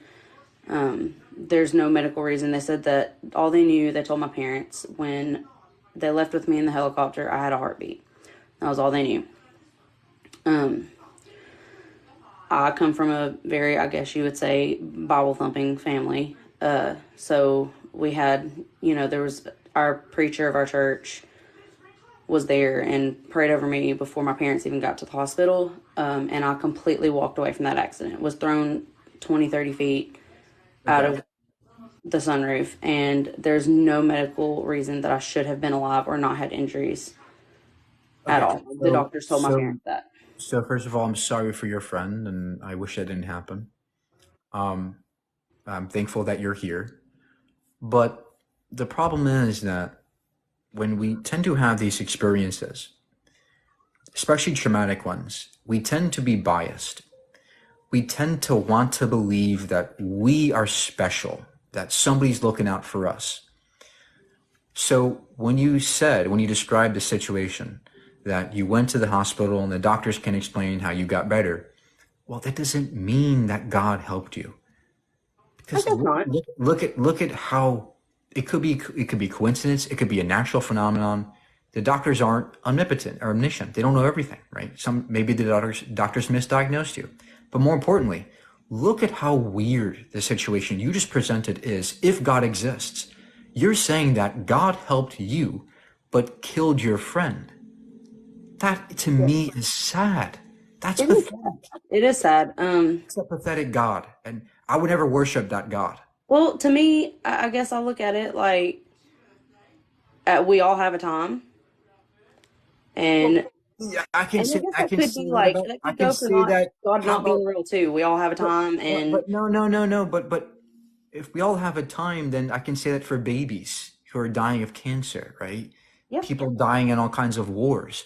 Does this apply to every death? I don't think so, ma'am. I think that you're being biased here, and you just want there to be a God because you can't fathom injustice. You can't fathom a universe that is indifferent to you and doesn't care about us. You want there to be somebody looking out for you because you want it to be true. Look at how biased that is. I don't think it's biased, and I don't think that. I don't know. I don't think we to me, like I said, this is not. We serve a just God, and everything is on His time, not ours. But give me evidence. I want evidence of this God, right? I want evidence of it. I don't want to hear stories about him. I want evidence. And if the best you can say is, well, I survived an accident, I'm happy for you. But it doesn't mean God did it. There are other explanations, naturalistic ones, that don't need a God. And that's the problem with your argument. I guess my reason for even requesting. Sorry, my bad. I don't know if that paused the video or not. I'm more so. I know that I'm not gonna debunk you. I'm not trying to even do that. It's not about debunking. It's about giving any evidence, right? I care about the truth. You can believe whatever you want, but I can't. See, you can believe whatever you want, but I can't, because I'm honest. I want to know the truth. If I have experiences in my life, I don't just say, yep, that was God. I ask myself, what else could explain it? I use my critical thinking faculties and I go, wait a minute, what is the best explanation for this? Is it that there was a magical man that cares about me, or was it just shit happens, right? We have to make sure that we're not being biased. And that's the hardest thing to do. Shit, I'm on this bitch once. Yo, the guy that says God.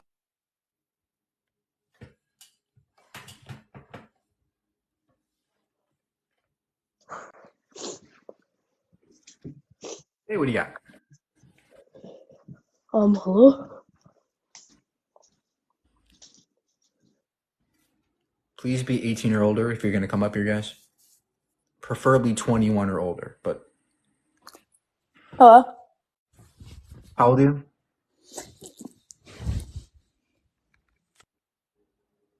I guess she wasn't old enough. Okay.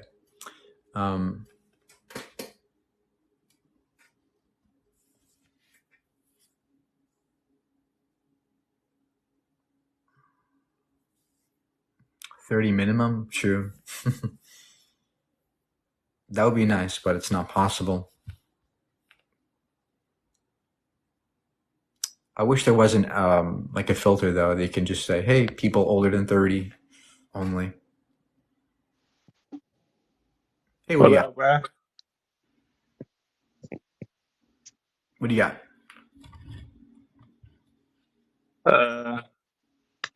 God is never imaginary. Okay, what's your evidence for God? Just gotta read the Bible, man. Just gotta read the Bible. Oh, all right. Let me get the Bible up. Oh, look at this. Talking snakes, talking donkeys. Oh, yeah. Adam and Eve, Noah's Ark. Wait a minute. How did the penguins get to Antarctica? It's a stupid book. I read it. It's garbage. It's nonsense. There's no evidence for it. Next. Hey, what do you got? Yo, 20 before you kick me. What have I got? Cool. So I think the fine-tuning argument and the contingency argument work pretty well. I saw you made a video that the fine-tuning argument doesn't work because it's not easy for us to survive. But the argument is not that it is going to be easy for us to survive. The argument that it's fine-tuned is the argument that it is fine-tuned for life to exist at all. That's the argument. Yeah. First of all, I never said that it was surely the fact that we can't survive easily, rendering the argument false. That's not what I said. My argument was this. For multiple reasons, the fine-tuning argument fails to demonstrate a God, let alone demonstrate that there's some agency behind the universe. There could be a multiverse that explains it. There could be a multiverse that explains the fine-tuning. There could also be, you also have no way of distinguishing a universe fine-tuned for human life or life in general versus a universe that's not. You have no way of distinguishing two different universes. So to me, the fine-tuning is evidence against a God as well, because we would expect under fine-tuning for life to be everywhere in the universe, but instead we find it in very specific places where we can't live in most places in the universe. That's not what we would expect if there was a fine-tuning for life. So how do you know that the universe was tuned for life? Yeah, I don't think we need a second universe to compare it to.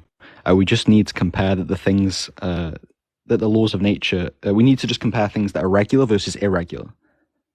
And the way that things are set on our planet is irregular compared to the rest of the But the problem is you're blanketing the entire universe under these specific fine-tuned laws, which not only does life apply under these laws, but so do rocks and black holes and cancer and disease and bacterial infections. All of these things apply under this or abide the same laws of physics that you say are fine-tuned for life. Mm-hmm. This is the problem. This is the crux of the issue. How do you distinguish a universe fine-tuned for life versus a universe fine-tuned for rocks or black holes? I think it's just the idea that in atheism, it's the idea that chaos created order and design. It surely can. It does all the time. Can you show me one walk of life where, because for example, my iPhone, right? I would argue that my human brain is more complex than my iPhone. Okay, in terms of how it's created, and in terms of how it exists, it is more, in my opinion, it's more complex. I think any human brain is. So the idea that an iPhone could simply exist without any designer is irrational. So I think that a human brain to exist without a designer is irrational from my walk of life, in any walk of life. Yeah, and your walk of life is wrong because we know how the brain got here. It's not by agency, but it's because of 4 billion years of evolution. The brain, the things we see today, life around us today, we look around it seems complex. I agree. Life is amazing. It's complex, but you're missing the 4 billion years of evolution that preceded the brain and preceded life. You're skipping all of that and you're saying, well, we're complex, therefore God. But you're missing the incremental steps that allowed us to be complex. It's such that we don't need a God to make us. It could very well be the case that the universe exists naturally and we evolve naturally and complexity is natural. Do you not find that, so with the contingency argument, for example, that, argues that the universe relies on a necessary cause, if we accept that it does rely on a necessary cause, and then we see things like order and design, would it not be more of a reach to say that, oh, okay, the reason why the universe is fine-tuned is because there's an infinite number of universes? Oh, the contingency argument, there's an infinite number of Does it not almost feel like at some point it takes more faith to believe that, would you say? No, it takes no faith to believe that, number one. Number two, we have good explanations. We don't need a multiverse, by the way. This may be the only possible universe such that that the laws are configured in such a way that allowed for us to exist, necessarily speaking, without needing a God, right? So you don't need a God to have a necessary universe. And then what was your second point? The idea that the universe relies on a necessary cause, or else you'd get an infinite regress. So there doesn't need to be a cause for the universe at all. The universe could be necessary and eternal. Does the Big Bang not prove the universe has a beginning? No, the Big Bang is not a cause of the universe. It is a phase the universe goes through. Nothing more. Okay, so you're arguing the universe will go through another Big Bang. It could. But isn't this like the argument from motion from like St. Thomas Aquinas pretty much argues that even if like there was like an infinite number of Big Bangs, you'd still have to get to some point of original motion? How would you debunk the argument from motion? That's like 2,000-year-old garbage, right? Now we know that things in motion always were in motion, and that motion itself is a relative thing. We now know that there is no such thing as a first mover. That's a garbage argument because movement inherently is relative. So the idea of a first mover, some putty knocking over down the dominoes to make the Big Bang happen, that is now seen as ridiculous because we know modern physics and quantum mechanics allows us to have causation without a cause, randomness. We know that things can exist in superposition where there is no cause, they randomly occur, such that you don't need a being to make a universe, you just need a random fluctuation. See, for me to accept that, for me it would take more faith. I can't. So your argument is, at the top it says, can you prove? But you have no evidence in the first place. So how would it take faith if faith is belief without evidence? And we have good reasons to think that I just said what I'm saying is true. Well, your point at the top says, can you prove me wrong? First of all, to prove means to prove it cannot be another way. Nobody can do that. You cannot prove that he isn't real, okay? I can't prove he is. You can't prove that he isn't. However, I believe the evidence is it's likely God exists. Okay, I think it's more likely when I see. And what is your evidence for God? Well, I think that the arguments that I present make it more likely. Now, whether that's like 51% to 49%. How does it make it more likely when we can just as easily explain everything you just mentioned through nature, through natural? Because I think the idea that it's all an accident is a further reach than a design. I think that takes for me, yeah. And also, you're arguing. You can say that about God. You can. How does God see? The fine tuning applies to God. How does God have all these properties, right? Omnipotence, omniscience. He's all loving. He cares about us. I accept divine simplicity. Look at how tuned those things are. Who finally tuned those properties in such a way that God was able to make a universe in the first place? Well, God is necessarily existing, and that's found within the paradoxes that arise without that. So then, if God can exist necessarily with all of its complexity entailed, why can't we say the universe can exist necessarily with all of its complexity entailed? So you said, why can the universe not exist in the same way that God does, basically, with all the properties? Yes. Yeah, because the Big Bang simply does prove it. I know you may not agree. I think the Big Bang proves the universe has a beginning from everything I've studied. There is no beginning to the universe. That's nonsense. Okay, so if there's no beginning to the universe, so you believe it never came into being? Is that what you're telling me? That doesn't make any sense. Nothing comes into being. Okay, so it always was. Yeah, most likely. Okay, in our observable, from what we can see, can things come from nothing? I never said that, no. Okay, so if nothing that we can observe can come from nothing, why do you think the universe can come from nothing? If we can't observe anything else other than the universe. See, this is a straw man. I never said it came from nothing. I said it was always there. Okay, but there's nothing around us that's always there. Well, this is a special pleading because you're saying God was always there. So why can't I say the universe is always there? Yeah, because a God is a cause outside of the universe. That's my point. But you're saying, okay, we don't need an outside the universe. The universe, space and time can be infinite, can it not be? Well, I don't believe so. I think space, time, and matter came into being simultaneously. Okay, great. So then demonstrate that the universe can't be infinite. Demonstrate that the universe can't be infinite. I think everything I've ever observed and everybody in the world knows that nothing is infinite. That everything we can observe today. Okay, so for example, black holes will die. Black holes will die. Stop. Okay. I know that we can't observe things being infinite. I know that. But what I'm saying is that it's a logical possibility, a mathematical possibility, that space and time as a four-dimensional construct is indeed infinite in all ways, in all directions. That is a logical possibility. Is it not? Wait, how is it logical if we can't observe anything else that's infinite? You just said it's logical to assume that. How? Because it doesn't defy any laws of logic. Okay, I think that's simply logical for you because it doesn't lead to God. I don't think that's logical in any way. So when I say it doesn't defy laws of logic, that is objective, right? Like there are no laws of logic that an infinite universe defies. Can you point to one? Yeah, an infinite regress. Everything around us has a cause. The universe has a cause. If the universe has a cause, it has a beginning. There can't be an infinite chain of causes. Okay. There's got to be something that's uncaused. This is entailed by the A theory of time, but not the B theory of time, which says that time is relative. In that sense, time doesn't progress, and there is no need to invoke an infinite regression because all of time exists simultaneously.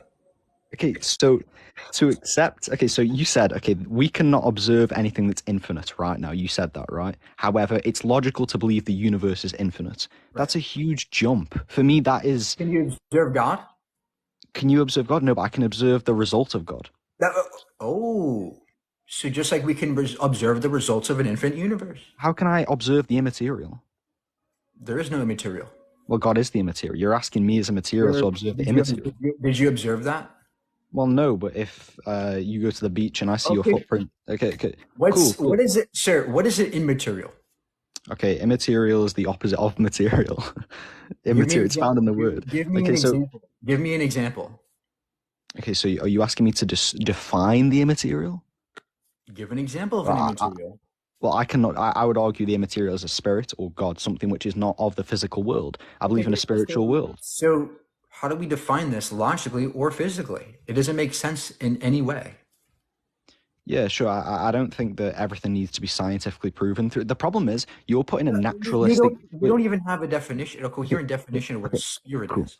You're trying to explain the supernatural with a naturalistic lens. You're applying the wrong formula. You're trying to explain the supernatural with no lens. You're just spouting a word, supernatural. What does this supernatural mean? The supernatural for me is something which goes against the traditional laws of nature, like the resurrection of Christ is a supernatural event. Okay, what's the evidence of this? Why should we believe you? The evidence of Christ resurrecting, it's found in the Gospels of Matthew, Mark, Luke, and John. And we should trust them because they died for their belief. They claim that women... Harry Potter's magic tricks are found in the Harry Potter books. It doesn't make it true, though. You're comparing Harry Potter to the Bible, really? What's the difference? What's the difference? The Bible is well attested to by Roman historian Tacitus, Jewish historian Josephus. Not the No, events, not the resurrection. those are interpolations those are dated decades after the Bible was written. Okay, Alexander the Great was wrote about 400 years after. Hold on.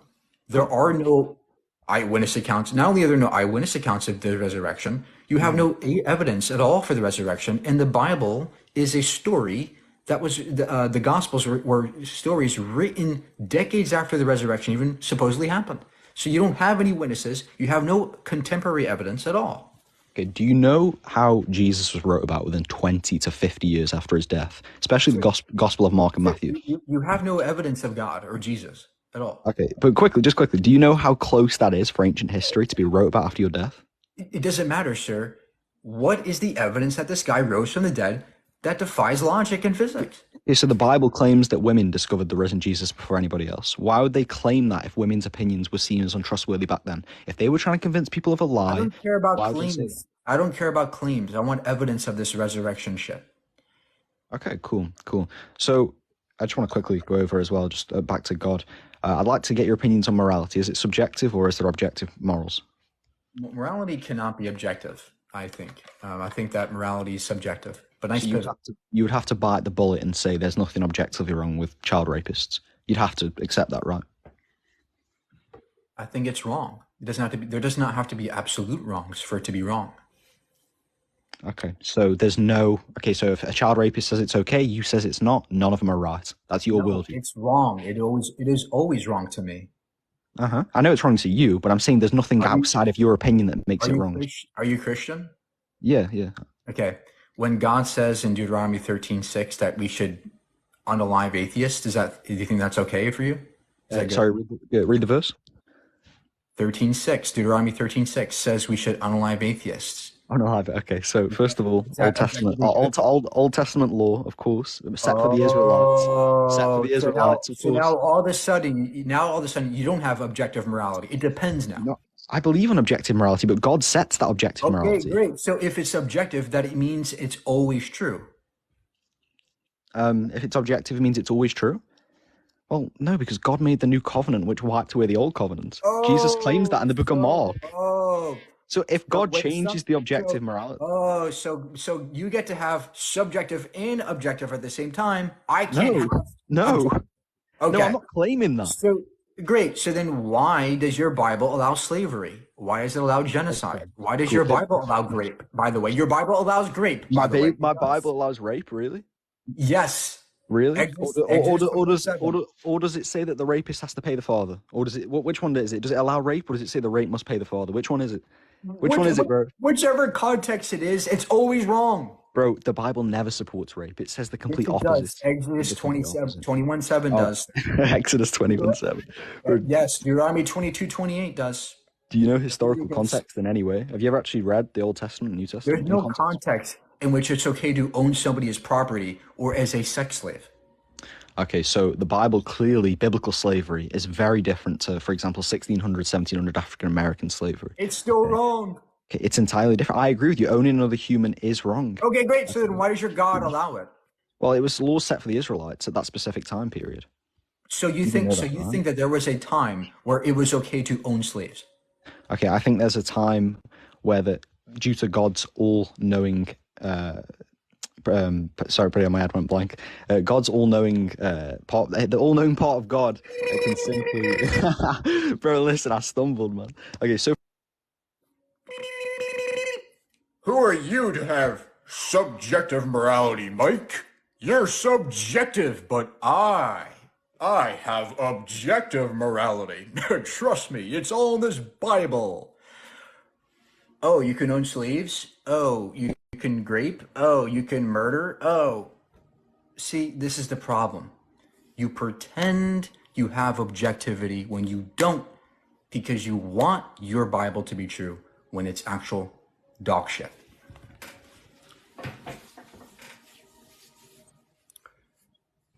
Hey, what do you got? Hey, Mike. I just want to say that I am coming straight out of love in anything that I say. So I'm not on here to debate or argue or anything like that. I really feel like what you're searching for. Let me get the tissues. This is a sob story. No. Okay, go ahead. What? I really feel like what you're searching for, you're not going to find. You're right, ma'am. I'm gonna search for God. I've been trying all day. He never shows up. Where are I you, think God? that in order for you to truly try to Man, understand the tired of these existence of stupid God, sob stories. Where's your evidence for God? If you have no evidence, just tell me. But I don't give a shit about your sob story. I'm sorry. I don't have a sob story for you, man. I'm Okay, honestly great. So where's your evidence of God? I'm trying to tell you that What what is you're it? What is looking it? What is for, it? Just you're tell not us. going. What's the evidence? The whole concept of having a relationship with God, or even the belief, is having faith. And that's not something that you're willing to, that's not Okay. something that you're willing to So, open your heart to. okay, let's do it. I'm open right now. My heart's wide open. Let's have faith in God. God, I have faith in you. I believe in you. I love you so much, God. I'm coming to you, God. I'm coming. Amen. I think that you're trying to look for physical and scientific evidence of God, and you're not going to find that with, you have a lot of pride. And See, this is the problem, man. Anybody can have faith. It's easy. It's too easy because anybody can just say, "Oh, I believe in God." I want good reasons. I want to know the truth. Just as you have faith in God, I can have faith that there's no God, and we got nowhere. How do we get to truth? you're not going to get to the truth until you truly understand the concept of faith. And Okay, well, I was a Christian for 20 years, and I know what faith is, and I'm sorry, but it doesn't work. Oh my God, I'm next. Hello? What do you got? All right, so your question is, like, for me to provide you evidence of God, right? Yeah. If there was evidence, then wouldn't everyone believe that there's a God? Yeah, if there were evidence of unicorns, wouldn't everybody believe in unicorns? Yeah, exactly. So if there was evidence of any of these things, then Yeah. everyone So believe in them, right? does that mean unicorns exist because they're hiding from us? No, I didn't say that. Okay, You're great. putting words in my mouth. Then Okay, why, listen. so then why are you using this same argument for God? I mean, just a question, okay? My belief is there's no evidence for God. If you're looking for evidence, you will never find it. So what are you looking for? Okay. So you gotta have faith? That comes like way after for me. But right now, let's just talk about logic and intellect. Like, just see if we can intellectually come to God, okay? Logic. Okay, great. So what's the logic for God? Okay. You and I were both gonna die, right? Do you agree? Yeah. Okay. So if you're gonna die and I'm gonna die, what does it matter what your beliefs are and what my beliefs are if we're all going to the grave? Then if I believed in whatever my religion is and I gave charity and I did all, I helped people, I helped neighbors, I was good to my mom, I was good to my dad, I paid attention to people and I didn't interrupt them, and like I upheld a good moral character, and I did the best I could do for myself, my world, and everyone else. And the doctrine says that everyone has to do the same thing. Then isn't that a good thing? Isn't that helpful? Yeah, but I can do that without God. Can you? Because if everyone believes what you believe, which is that you do your purpose. Not only could I do it without God, I can do it better without a God. I'm a more fulfilled person because I don't believe in God. My morality is not just because somebody gives me authority over me or gives me laws and orders to follow like a slave, but I do things that are good because I fucking want to, genuinely. It's a pure. Okay, what if I want to kill people? What if that's what I want? Okay, well then you're wrong. Well then that's a bad thing to me. Oh, says who? Says who I'm wrong? You say I'm wrong? So who cares what you think? Who cares what you think? What makes you think that you have it's some not about what I special think. access? Hold on. What makes you think that you have some special access to morality that I don't? But more importantly, what makes you think that the universe has to care about us? Why does there have to be somebody out there who cares about what you do? There doesn't have to be. It doesn't matter to me what the universe thinks or doesn't think about me. I don't think Wait, this universe is a sentient being. So then why do you invoke a God? What is the point of God existing? What is the point of God existing? How about we just talk about whether or not it's true that God exists, instead of talking about what the purpose of Great. God is, Then when we give don't us even the know the evidence. purpose of ourselves. Great, then give us the evidence for God. If there was evidence, then everyone would believe. So therefore, there is no evidence because no one believes on one single thing, right? Everyone believes different Okay. things. So how? So you're saying that because there's no evidence, that means he exists? No. What I'm Okay, saying so is, then I have what is a your question. argument? Then what is your argument for God? Okay. Do you agree that everything in reality works seamlessly together? In physics, let's just talk about physics for a second. Cancer, Do you, starvation, rapists? No. I said physics, man. Do you, like in physics, does everything work seamlessly together? Yes or no? What does that mean seamlessly? What does that mean? What is the physics that doesn't work seamlessly? Okay. Have you ever seen a break in time, in the time-space medium? Has reality ever broken because certain chemical reactions or certain physical molecular reactions ever happened that reality broke, that time or space ever broke? No, the medium has always been Okay. continuously seamless. Okay, sir. Okay. I agree that there are laws of physics that we seem to abide by, but that has no bearing on whether or not it is a perfect world or a seamless world. These are words that you're adding onto it. I'm asking for evidence of a God. Do you have any? Dude, if you're looking for evidence, you will not find it. Another Beeble guy. Another. Next. Hello? Do you want evidence? Yep, what do you got? You want evidence? Yeah. Yeah? Yeah, smile if you want evidence. Go on. Yes, smile. I want evidence. Now let's Your hear mum's it. pussy, your mum's tits, and your mum's pussy, and your dad's dick up your arse. Typical theist. That was a good one, guy. Oh, so the next victim in here, his name is Child of God. Aw, he's a great child of God. Oh, okay.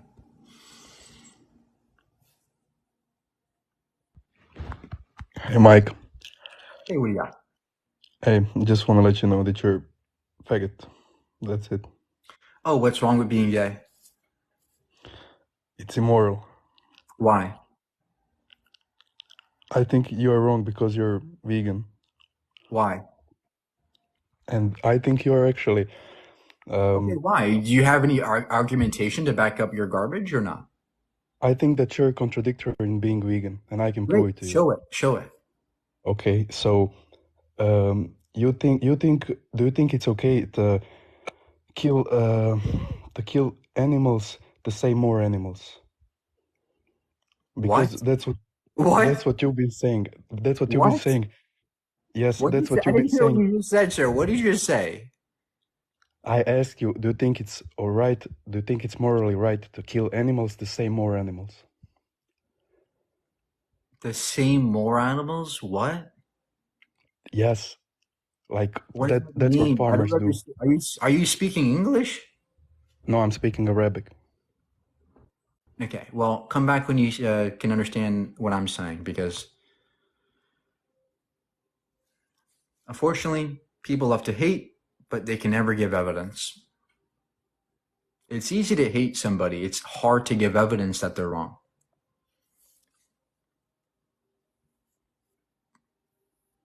Don't worry, we'll debate veganism tomorrow. Hi. What do you got? So yeah, my thing when it comes to God, I feel like everything, like when everything has like a creator. If you do this, so when it comes to like your like you know someone said that earlier, but I also do feel like what do I say?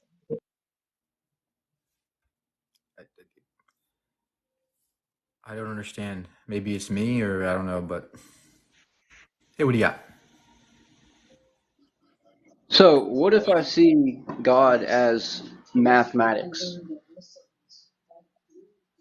Seriously. What if I see God as your mom? Like, Okay, no, it's not. I'm not bullshitting. I'm not. No, Congratulations, I can really I'm not talking already Christian. Okay, you can troll if you want. That's cool. What if I see Think God as my shit? What if God is my piss? What if God Think is this of bottle? Woohoo! Like, you okay, don't even allow argument. You don't even allow debate. you didn't have an Give me argument. a chance to present it. You didn't have an Give me a chance argument. to present. Think of it. Think of the Vedic square. Okay. Do you know what the Vedic square is? Or you're just going to troll. It's the number line 1 through 9 horizontally and 1 through 9 vertically. Okay. If 1 through 9 defines what we see, reality. I'm looking for the numbers. I All think right. I see a 7. There it is. 1 Yeah, I through see 9. a 7. 1 through, Oh, look, okay, you keep, a you're 9. I trolling, saw but a you 9. see, that's what I mean. You're not giving actual debate a Whoa. chance. I see You're them. throwing around lots of They're big all words that you around got ready us. before you come on live, but you don't actually want to debate. Whoa. Okay. Remember, these people can vote. What if numbers are God? Hey, what do you got? Hello. Yes. Go fuck yourself, mate. Your mom did it already last night. Oh, bye-bye.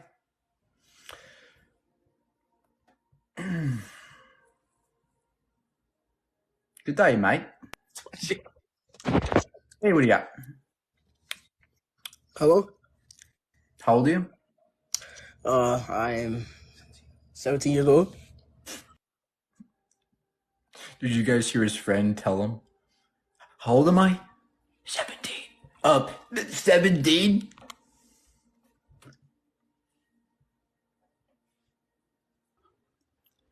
Hey, what do you got? I have a huge cock. Same here.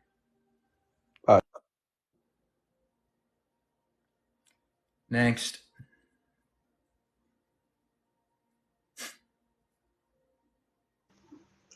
Hey, what do you got? Yeah, man, I'm good. Mike. What do you got? What's your argument? Oh no, man, I can't say I want to argue, right? So Then I can't say I want you up here. Next.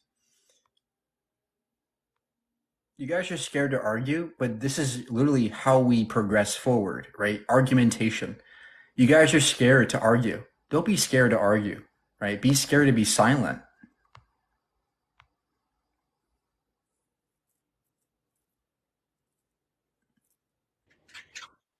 Hello? Hey, what do you got? So I noticed that you like mock Christians having faith, right? Okay. In God's existence. Well, did you know that it takes a lot more faith to be an atheist? I didn't know that, really? Okay. Yeah, it Why does. do I have faith, man?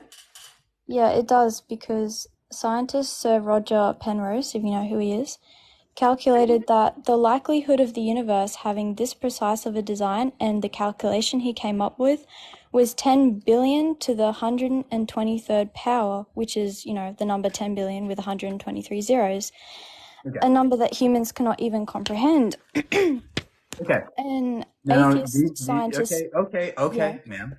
So what you're saying is that the universe is so improbable. Let me explain it by something even more improbable.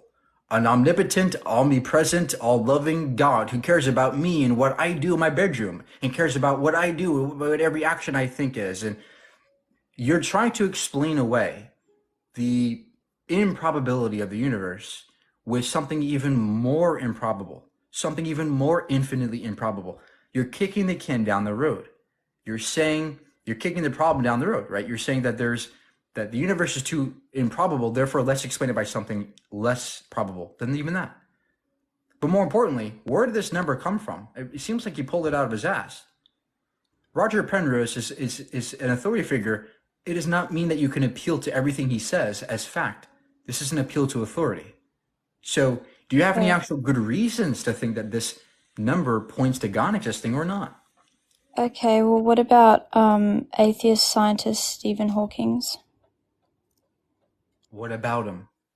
Well, he stated in his book, the brief history of time that at the moment of the Big Bang Theory, the expansion rate of the universe was different by even 100,000 millionth of a percent, that the universe would have collapsed back onto itself. Okay. If the expansion of the universe was off by a millionth of a millionth, there wouldn't be kids starving with cancer, right? There wouldn't be cancer. There wouldn't be rapists. There wouldn't be murder. Like anybody can say this for anything in the universe. You're trying to make the argument that the universe is so rare, which means somehow we are rare. Well, the same applies to everything else in the universe. Right? This is the problem with these arguments. You're trying to make it as if we are special, as if we are the main beneficiaries of the universe be existing. I'm sorry, but it doesn't have to be that way. It could be that there is some naturalistic reason as to why the universe is this way and not some other way. And there might be a multiverse where there's other possible universes, each with their own different laws of physics. And in those universes, there's different people in there, right? That's a possibility. Why are you discounting that possibility? Okay, well, I guess it could be a theory, but my argument is that it takes a lot more faith to be an atheist than a Christian or someone who believes in God. No, it Well, doesn't take faith to be an have you atheist, ever because we seen don't. a non-intellectual produce intellectual? Yeah, it's called emergence. It's called evolution. Well, evolution is just a theory. No, evolution's a fact. We can observe it in real time in labs and in fossil records. We can observe it in our genes. No, it's just a theory. Evolution's a theory. Change. Do you know And that we can observe? adaptation Did you know that Richard isn't, but Lenski? Hold on. Did you know that in the 1990s, Richard Lenski had an experiment with E. coli and he observed their speciation over 60,000 generations in the lab? Did you know that? no, I did not know that. Yeah, that's proof of evolution. That's a lab experiment that demonstrates. So you're saying that non-life can produce life? Precisely. Because life is not special. Life is not an object. Life is an emergent process of non-living things. There is nothing living about you in terms of what you're made of. But this goes against science. Hold on. DNA is not alive. DNA is not living. It's a molecule, just like every molecule in your body. It's not alive. But why are you alive? Because the interactions, the collective interactions between all these things in your body, these chemical processes, yield this experience of life. That is the emergence of life from non-life. And we have something called abiogenesis to explain this very well.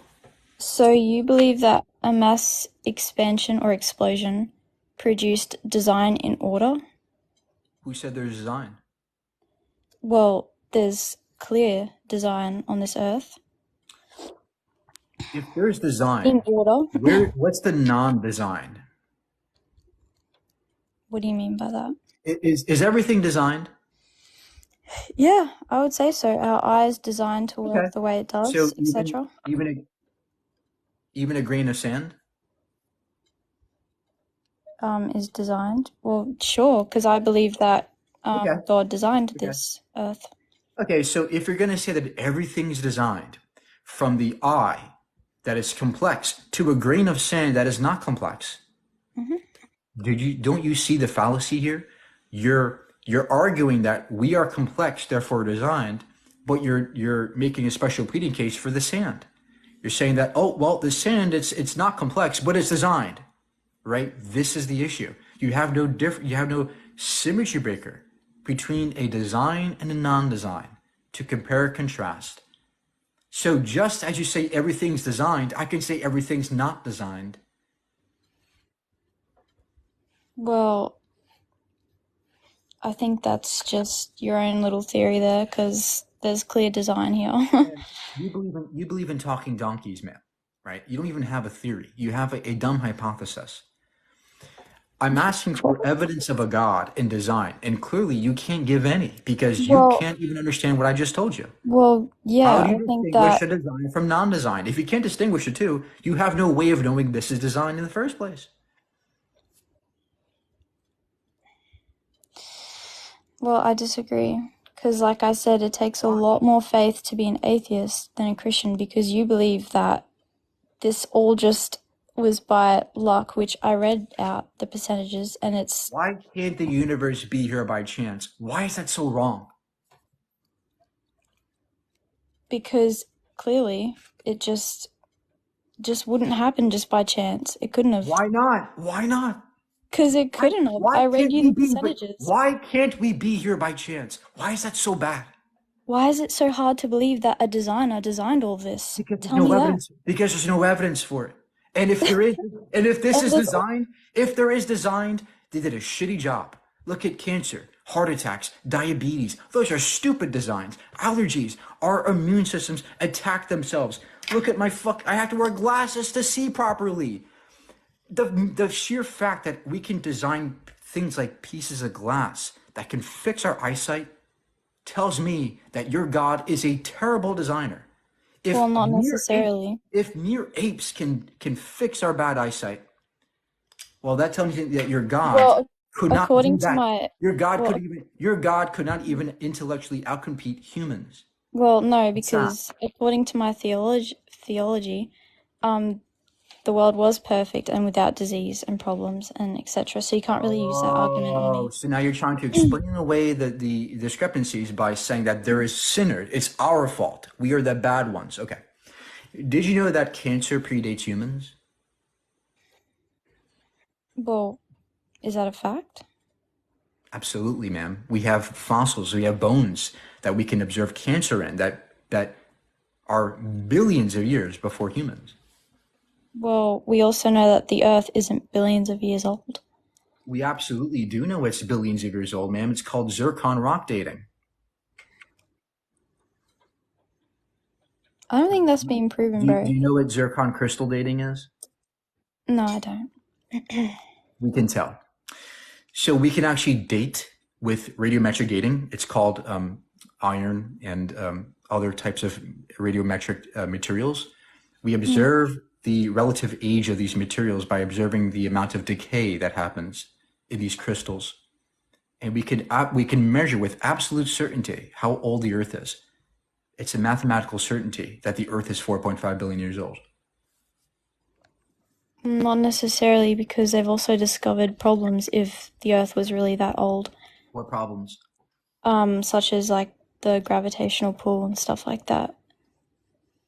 What problems would exist if the Earth was that old?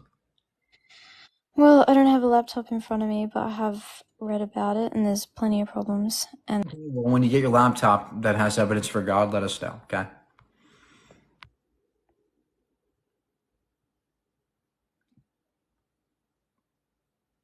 Hello?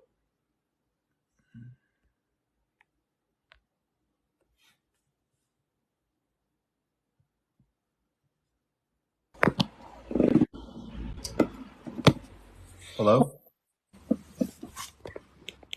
Can you hear me? Yeah, how old are you? 21. Yeah, what do you got? Okay, so my thing is, do you believe in George Washington? Yeah. Simple question. How do you know he was real? We have his body. We have his skeleton. We have his documentation. We have his birth certificate. We have his hair. We have his teeth. We have his weapons. We have his clothing. We have his home. I've been to his house. Literally, it's in Washington. Okay. Another thing, when I think about... You didn't have one thing. Well, just hold on. When you think about humans, like, we're just the way we love and the way we feel for one another. Just, I know. No, but like animals... If you love someone, that means God is real. That's stupid. No, like, we're complex. Like, animals don't feel that way. Other things don't feel that way. We're complex. Is God complex? When you came from a human before you and a human before you, how does that just come from nothing? Nice pivot, man, but that's a straw man. I never said we come from nothing. That's what you believe. You believe one day some magic cosmic space wizard got bored and went, Oh, let What do me you, make people and a planet. what do Oh, you he got his believe? magic wand and he said, whoa, poof, let there be light. and everything What do you magically believe? appeared in 6 days. That's what you believe. What do you believe? I believe in facts that are supported by evidence and data. And what is that? That the Earth is 4.5 billion years old, that the sky is blue, that gravity exists, that black holes exist, that the stars exist. I believe that too. Great. So where's your evidence of God? I just believe we're complex, that there is something higher that makes us. Okay. If your argument is that we are complex, therefore somebody had to make us, is God complex? I mean, yes, I would say so. Then who designed God? I don't know. It's weird to think I about, don't but know. Maybe super God. I'm not Maybe trying to super duper God have you made argue super with God, me. and I'm super just duper trying to God say made the that super God. Maybe there's an infinite regression of gods that make each other. no, I'm This just is the saying problem. it This makes is the problem. This more is the problem. sense than This is the believing problem. Man, a man, man, rock listen. This is the problem. formed You're out of kicking, nowhere. hold on. You're kicking the can down Okay. the road. You're pushing the problem elsewhere. You're not actually solving the problem by saying God did it. You're just kicking the can down the road. You're pushing it somewhere else. It's like you're like Patrick Starr pushing Bikini Bottom somewhere else. It doesn't solve the problem. It just pushed it somewhere else. It's a stupid endeavor. Why not ask ourselves what makes us complex? And what makes us complex is not necessarily God, but nature, evolution, science, physics, chemistry. These are well-based things that describe why we're complex. You don't need God. I just think we're a lot higher than other things that have been created. It just makes sense of there being a higher being. It makes And sense tons of because people, it makes sense because you don't understand science, right? The world makes sense to you if you don't understand science. It makes sense to say that Zeus made us or that a god did it. It makes sense if you don't understand science. But when you understand science, you realize that these stupid answers don't actually answer anything. They're just fillers. It's called God of the gaps. You're just filling in whatever you don't know with God. And it makes sense to you, but it does not mean it's correct. I just feel like a lot of, even if some people are Christians, some people are other religions, but there are a lot of people who are looking up to a higher being. And in the end, I don't give a shit. I don't give a shit. What I you would rather feel, have I don't believed give a shit. something and not burn in hell in the end, if that's the That's way it goes. dishonesty. Okay, well then that is dishonesty, and that is to me a That's fruit. not dishonesty. It is because you're believing without evidence, and you know it. You know there's no evidence of God. You just believe it because you're scared of the consequences of not believing. Which to me, if such a God exists, is not worthy of worship. If God exists and He's going to punish you for simply not believing in it because you used your brain, that is a stupid God to me. Not worthy of my worship. We're supposed to worship him in the right way. Well, I'll never worship that God if it I know, and desires that's that we okay. worship it because and discount our entire brains. Look at your brain, ma'am. These are amazing things, amazing machines that can contemplate the origins of the universe, that can contemplate quantum mechanics and evolution and these big ideas about the universe. And you're telling me that your God designed these amazing brains just to say, you can't use it or you will get punished? That is sad. That is extremely sad to me. And that tells me that your God doesn't care about knowledge. It doesn't care about truth. Your God cares about how much you can be a gullible slave, a mindless bot to it. And that is not a worthy God at all. Okay, well, I'm sorry you feel that way. I'm sorry that you're scared into believing what you do. I'm not scared into it. I believe what I believe. Great. So then why did you say that you only believe in God because you don't want to go to hell? I just know that's how a lot of people feel. You'd rather have this life living the right way, having... Exactly. That's how religion captures you. It gives you a problem and says, look, here's the problem. You're going to go to hell if you don't believe this religion. And then it gives you the solution, right? Oh, praise me, right? Worship these laws, do these things, follow these commands. That is how religion captures you. It exploits your gullibility, your ignorance, and your fear. It manipulates your emotions into thinking that this is the only possible way because I don't want to get punished. I don't want to burn. So let me believe it, just in case. That is a pathetic attempt at trying to convince somebody that you're right. Well, I'm sorry. That's just the way I feel. We both have two different opinions. And feeling isn't evidence. Okay. Well, I'm glad you need evidence. Okay. There are evidence to lots of things. What? I believe there's evidence of God. Where? Just read the Bible. I did, ma'am. Talking donkeys, talking snakes, giants, wizards, dragons, all kinds of garbage. I used to not believe in God either, but if you go to church, it's different. I've been to church, ma'am. It's just a bunch of walls with people singing, and it doesn't do anything for me. It's not evidence. It's just people deluded in a cult, frankly. Okay. That's your opinion. You can say that, but you can never show it. I know. I just believe what I believe, and you can believe what you believe. No, I don't believe what I want to believe. That is dishonesty. I believe in things because there's reasons to. There's evidence for believing in them. I don't believe because I want to. Why would you want to do that? I believe if the evidence is sufficient. I don't believe because I want to. That is dishonesty. Okay. Are you going to go? I thought she'd leave by now. But she's like, hanging on. I'm going to hang on. Hey, what do you got? Hello, good night. I support Palestine. My best friend is half Palestine. Yeah. Go away.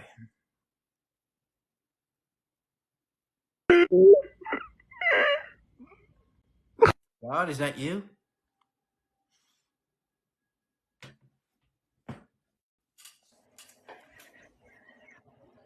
Hey, here's a confusing point to me. Why has every single church got a financial problem every single week? I guess God is broke. God lost his job. God's collecting unemployment. But it never stops. Maybe that's why he needs our prayers, right? So that he gets his unemployment checks. Oh. Hello. All right, what do you got? What do I got? I was watching you for a few minutes. I just joined recently, and I was just trying to think of how I could debate with you. So what is your argument? I'm pretty new to this. This is my first time ever on here. So what are you trying to say? That God is just not real? There is no proof, there's no nothing, right? Okay. So what would the universe that you live in, if there was one minute detail that was wrong from a centimeter, we would not exist. How does that not? Neither would rocks, neither would cancer. So that's my question to you, though. How does it not? What's the word I'm looking for? We can say this for every universe that exists. In every universe, that is a one where if anything was off, that wouldn't exist, right? The point is that this applies to every possible universe. So what makes you think ours is special? Well, how many universes are there? There could be an infinite number of them. Do you know that for a fact? No, but it's possible logically. How is it possible logically? It doesn't defy logical laws. What are those? What are those laws? Give me actual logic, laws of non-contradiction, identity. It doesn't defy that. Do you personally know of other universes? Just like your question to me could be, have I personally spoken to God? We can ponder about other possible universes, can we not? Just like we can ponder about the fact that God is real. Okay, what's God and where's the evidence for that? Where's your universes? Where's the proof of evolution? So Where's the proof of DNA is proof of evolution, but when I imagine other universes, I imagine a universe like ours, but different laws, right? Different physical parameters, different gravity, things like that. That is a universe. We can imagine that. It's well defined. God. I'll agree with you on is that. not. Yeah, I'll give you. Yeah, of course, because that's logic. Yeah. Great. God is not logical because it's ill defined. How is it ill-defined? I heard the previous person's argument. Because you haven't defined it properly. Can you define it coherently? I guess my argument is that, like you just said, DNA proves evolution. How can you prove that God did not create the DNA that makes us? I'm not saying I can prove that there was no agency behind DNA, but there's no evidence for God doing it. And by the way, if there is somebody doing DNA, they did a shitty job. DNA is a shitty molecule. It's flawed. It gives us cancer. If God designed it, it's a bad, evil God. I'm debating with someone on TikTok about God's existence. I'm sorry, I was talking to my wife. Yes, the human nature is flawed. I will agree with you on that. No. DNA is flawed. Yeah, DNA is flawed. Okay, yes, so if you're going to say that God designed it, your God is flawed.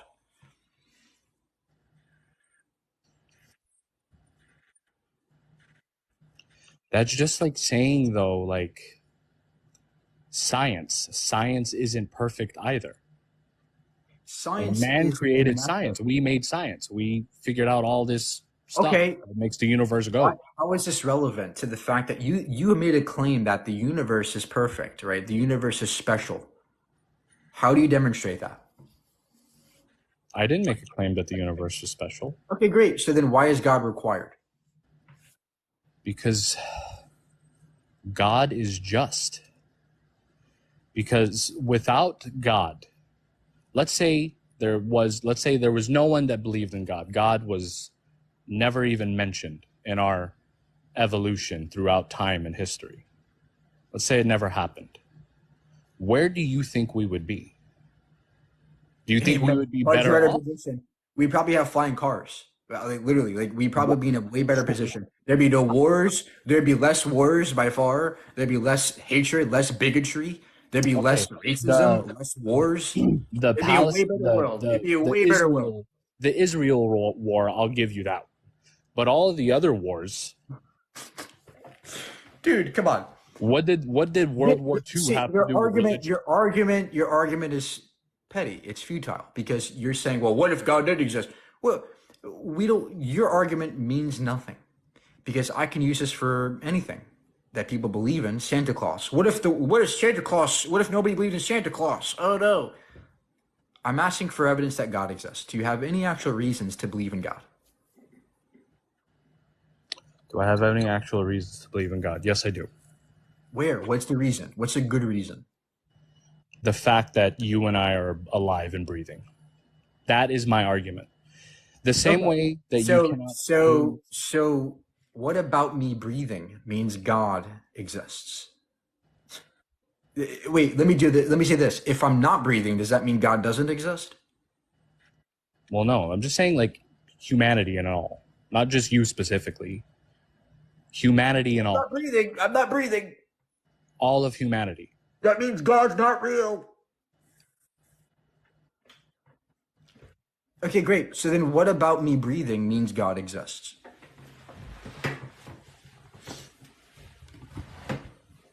Have you read the Bible? Like, have you actually read it? Yeah, it's mythology, sir. It's garbage. It's a bunch of dog shit stories that mean nothing. I'm asking about evidence, not a story for little kids. Evidence, evidence. Jesus Christ was a real man. I don't give a shit. There's proof of that. The same historians that we base our history off of. God. The same historians that we base all of the history that we teach in schools today are the same historians that wrote about Jesus Christ. I don't care. I'm not asking about a guy. I want evidence of a God. Well, see, that's where you're not understanding. Jesus is God. He's the true How do you living know God. that? How do you know that? I just told you. The same historians that teach the history that we teach in school today, that they taught back then, are the same historians that wrote about a man named Okay. Jesus Christ, like the Okay, Romans. The great. Romans even wrote about him. Okay, great. So you're saying that just because a guy existed named Jesus, and by the way, I know many Jesuses. Yes. But no. My point is, Hold on. You're saying that just because some guy who died on a stick existed, that means he's a god? Is this your argument? No, my argument is that those same people that have no connection with the religion at all, like the Romans, they had no connection with Christianity at all. They even wrote about the things he was doing. Why would they do I don't that? care. Sir, I don't care if your Jesus guy existed. I don't care about a guy named Jesus. I'm asking about a God who You asked for proof on paper. I just gave it to you. You gave me evidence of a guy. I gave you second-hand account witnesses. A God. Jesus is God. How do you know? Because historians that you learn your history off of, that we all do, wrote about Jesus Christ dying and rising 3 days later that have no connection to the religion. Historians also wrote about Cat in the Hat and Dr. Seuss. No, they did not. And they said he was a wizard. Does that mean that wizards exist? No, you're getting off topic here, Mike. You're going off of topic. I'm talking about real stuff. No, you're stuff not. That the Bible actually counts. Listen. The Bible is not historical. The Bible is not historical. I'm not arguing about the Bible. Okay, great. So then give me evidence that this guy was a god. The same historians that write about. Okay, give me one historian who proves God exists. I can Google one right now. Oh yeah, you got to Google it. Okay. Seriously, I could. Yeah, just give me like 20 seconds. Go ahead and Google it. I will. It was the Romans for sure. One of them was. It was the Romans. Oh yeah, that one guy. Romans? No. It was multiple Romans that have no connection to the Christian multiple Romans. religion. Okay. Multiple Romans. That means that God's real because multiple people talked about him in a story. No. It's the same people that didn't believe that Jesus was real was writing about it. Why would they write about it? This is embarrassing. You're going to come up with Tacitus and Josephus, which were literally interpolations, which come decades after Jesus supposedly even died. There are no contemporary accounts of Jesus existing, let alone rising from the dead. You have no data for God. You have no evidence of a God. You have what were the names that you said? Tacitus and Josephus. That's not who I'm talking about. Okay, great. There's others that were also coming after the fact, right? After the Bible took a hold of Europe. I'm not talking about after. I'm not talking about after. I'm talking about during. Great. During those. Great. Then give me one contemporary source that demonstrates Jesus was a God. Say that again. I'm sorry. I was reading the comments. Say that one more time. Give me one contemporary source that demonstrates Jesus was God. That demonstrates Jesus was God. Okay, I got a video for you. It was a video of this scientist, actually. No, sir. Give me one source that demonstrates Jesus existed, contemporary source, and was a God. I'm giving that to you right now. Great. What is the source? What is the historian? It's this video.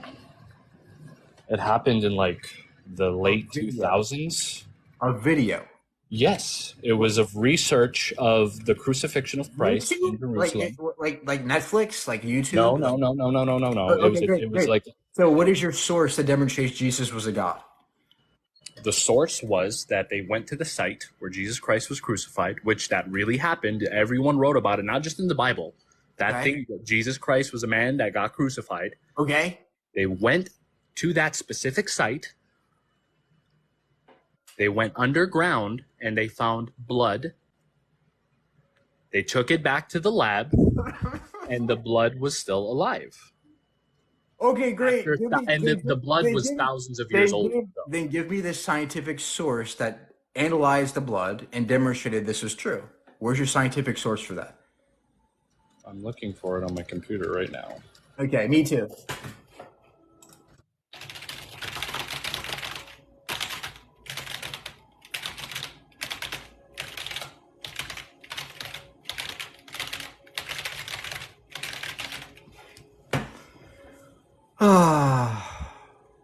We're waiting, sir. I'm doing it. You're doing it? Yes, I'm doing it. Are you doing it enough? Here, biggest discovery ever made, blood Jesus tested. Here it is. Oh boy, This was by, hold on, I'm reading it. Let's get ready to rumble. Drum roll, please. Give me a $100 bill for Ron Watt. The name that you're looking for is Ron Wyatt. I knew it. The fraudster. The joke. How is he a garbage fraudster? guy? He's a garbage guy. Because I really don't know who he is. I'm genuinely asking. I really don't know who he is. Ron Watt has no scientific background. He is not even a scientist. He has not published anything ever in any scientific journal. He is a joke. He is a fraud.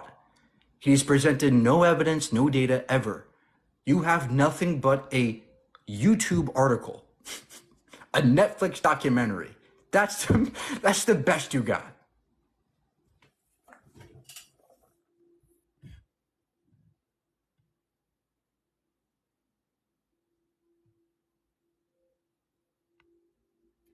Okay.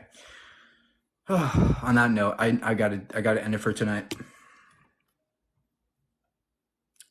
But thank you guys for being here. I just had enough. I had enough.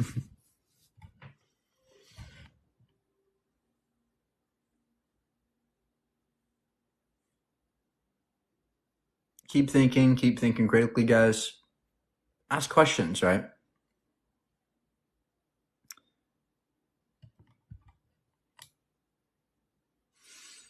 Did I get banned? You're still cracking up. What happens when you die? Well, it seems to me that when you die, you rot away, and that's it.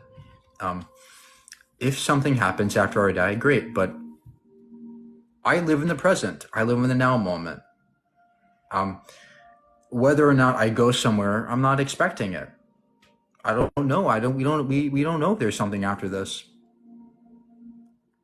But look at the question you just asked. You just asked, where do I go when I die? As if you are owed an afterlife, as if the universe owes you something, right? As if the universe owes you an afterlife. Well, the universe doesn't have to care about you. We want it to care about us.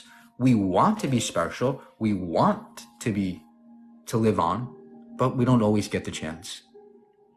And we're not owed it. Shit happens. We die. Life is precious because of that. It's finite.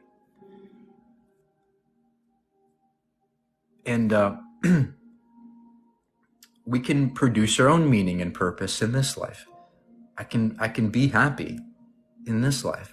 People make me happy. My friends, my family, my jobs, my careers, right? These things make me happy and give me purpose.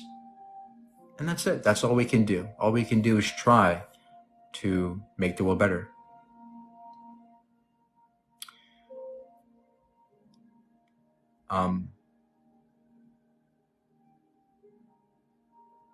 Learning is amazing. Keep learning, guys. Keep learning about science. Keep learning about the world.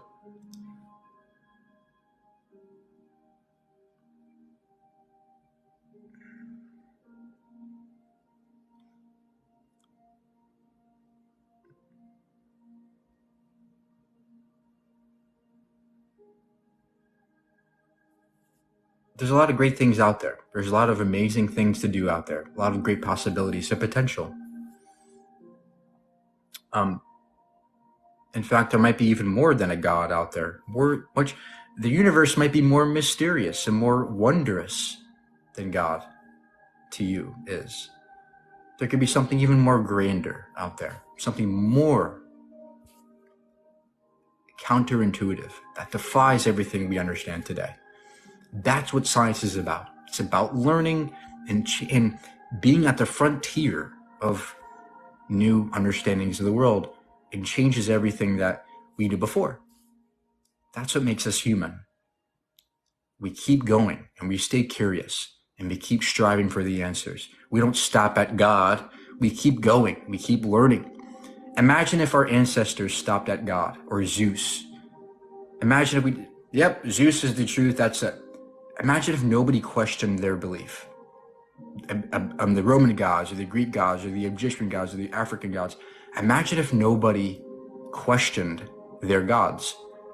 We'd be stuck. We'd be stuck in the dark ages. But thankfully, people who were open to having arguments and debates and discussions publicly, when they're open to these discussions, they learn, and we all learn something. That's what science is about. It's about learning, moving the frontier of knowledge further and further.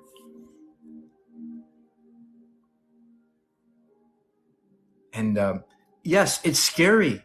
The world is scary, right? Yeah, it's a crazy world out there, but learning more about it can give you more tools to solve problems. You see a lot of problems right now, right? When you're ignorant on many things in the world, you see lots of problems. But when you learn science, the tools of science, you have the solutions. You see more solutions. That's what science is about. It's about finding solutions to problems, having that mentality. That's why science is powerful.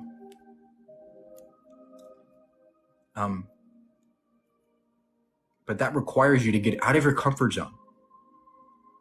You can't be comfortable all the time. You have to be willing to be wrong. You have to be willing to be incorrect. You have to be willing to change. If you're not willing to change, you're never going to have a better life. You're never going to leave a better life for people that you know and the world around you.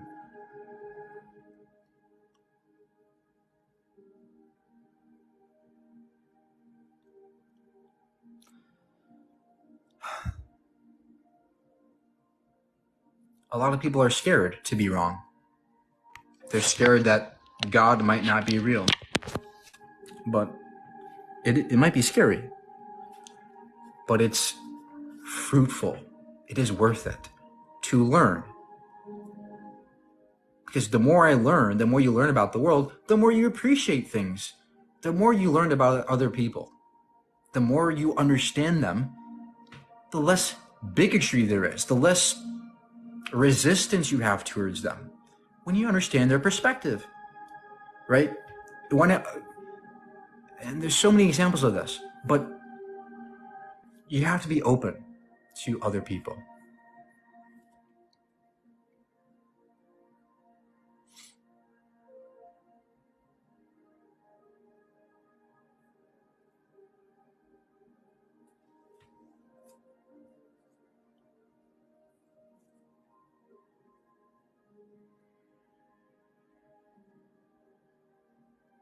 Why should we care? Because we have potential. Everybody here has potential to do something amazing. We all can. We all can do something amazing. Think about it. We can go to the moon. We can go to Mars. We can discover cures to cancers. We can discover energy, renewable energy. We can discover all kinds of amazing things. We can have a better world, right? We can treat others with respect. We can. We can be less hateful towards others because of who they are. We can. That's why I see potential in everybody, in the world.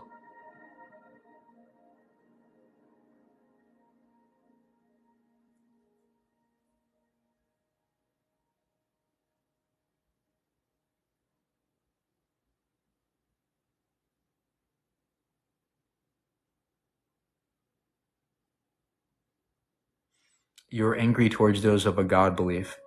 No, I'm not angry if you believe in God. I'm only angry if people use their belief in God as a vehicle to do bad things, a vehicle for hatred, right? They use it as a way to hate or be violent.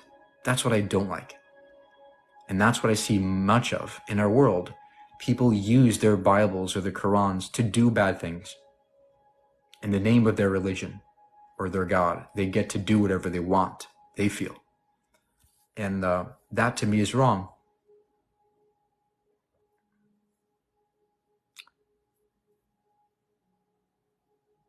If there's a God, great. Whatever it is, great. I'll believe in a God if there's evidence, but I don't see any evidence of a God. But more importantly, I see a world that doesn't need something like that, something egotistical as that. I think God is the very personification of our egos. We want there to be an afterlife, so we pretend we get it. We want there to be somebody out there taking care of us or loving us, so we pretend it's God doing that. We want there to be somebody who gets rid of our enemies, right? Who gives us justice and morality, so we say God does it. But look at how human of a belief that is. Look at how intuitive it is to us. It just comes out of us, right? Because that's how we think. That even though we live in this one little dot, right? There it is. That's our planet. One little speck. Right there. That's the Earth, the entire planet. Everybody you've ever seen, everybody you've ever known, right? On that one dot. That's it. That's our planet. And to me, when I look at that perspective, of our place in the universe, I see a universe that doesn't necessarily care about us. A universe where that's all we got. And it's a precious, fragile existence, life is. That we are amazing things, that we can be conscious, we are alive. We do have family and friends and other people. We can do these amazing things. By chance or not, it doesn't matter. The experience is still incredible. Our lives are still precious. Our lives are still valuable. Whether or not God exists. Because this is all we got. This is what we got right here. There's no other place we can go. This is our planet.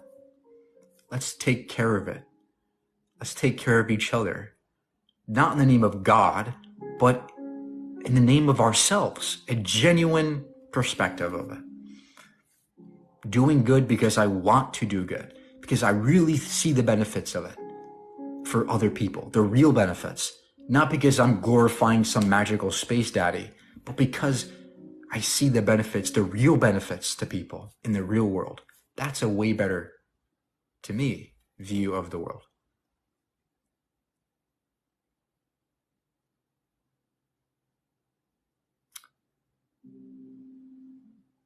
Yeah, so that's all I can say.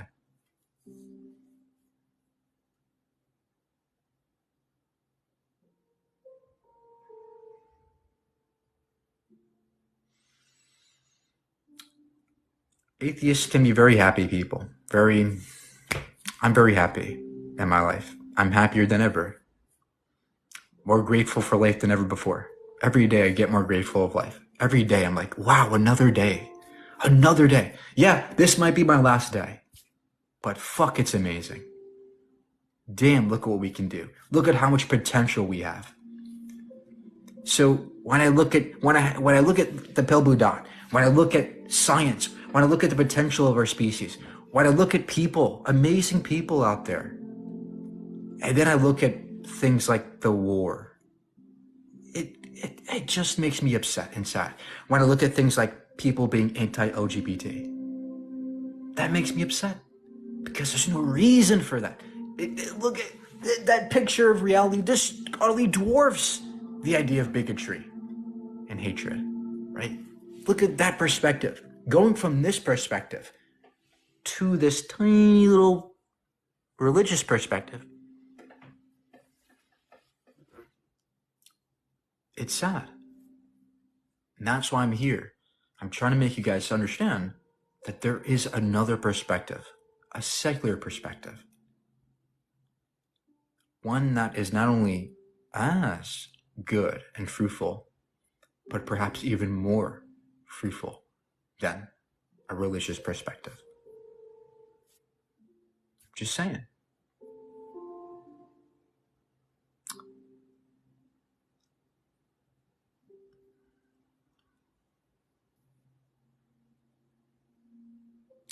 It's a relationship. So you're telling me that let's take a look at this perspective again, right? There it is, guys. There's our planet, the entire planet Earth. And see those little pieces of dots on that planet? Yeah, the God, the creator of the entire universe, 90 billion light years across, he wants a relationship with that one fraction of a pixel on the one dot. Really? That's like going up to an anthill and saying, "Oh, I want a relationship with the ants." No, you can't. It's not going to work, right? It's like going up. It's like going to bacteria and going, "Oh, let's have a relationship with bacteria." That's stupid. Why would the idea that you are going to get a relationship with God is akin to you having a relationship with bacteria. It doesn't make sense. Again, looking at this perspective, we are very small, seemingly very insignificant. And the idea that there is a God who created us and cares about us and cares what you do with your pee-pee, how you go to sleep, how many times a day you pray, what church you go to, who you marry, that picture is utterly dwarfed by that perspective to me. You know, it's like, oh, what are the bacteria doing today? Oh, that bacteria just ate that little speck. Oh no, he's going to go to hell. What? It doesn't make sense in this way. That there's something out there who cares about me and you, because there's a lot of stuff out there. There's more stars in the universe than grains of sand on all of the beaches of the earth combined. There's trillions of galaxies. And the idea that we are somehow the main story of the universe doesn't make sense to me.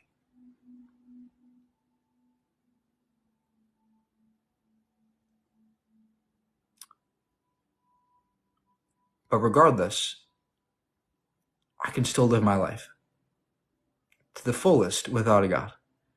And I can be the best I can without a God. And that's it. So not only is there no evidence of a God, I don't need a God to be happy. I don't need a God to be fulfilled or purposeful or meaningful. In fact, I could be more meaningful because there's no God. Instead of waiting for purpose or meaning, I can make it my own. I can make it on my own. I can establish meaning. I can generate it. I can emanate it. I don't have to wait for it like a slave. I can do it myself. And that, to me, is a better picture of purpose than one in which we are given it and no other option.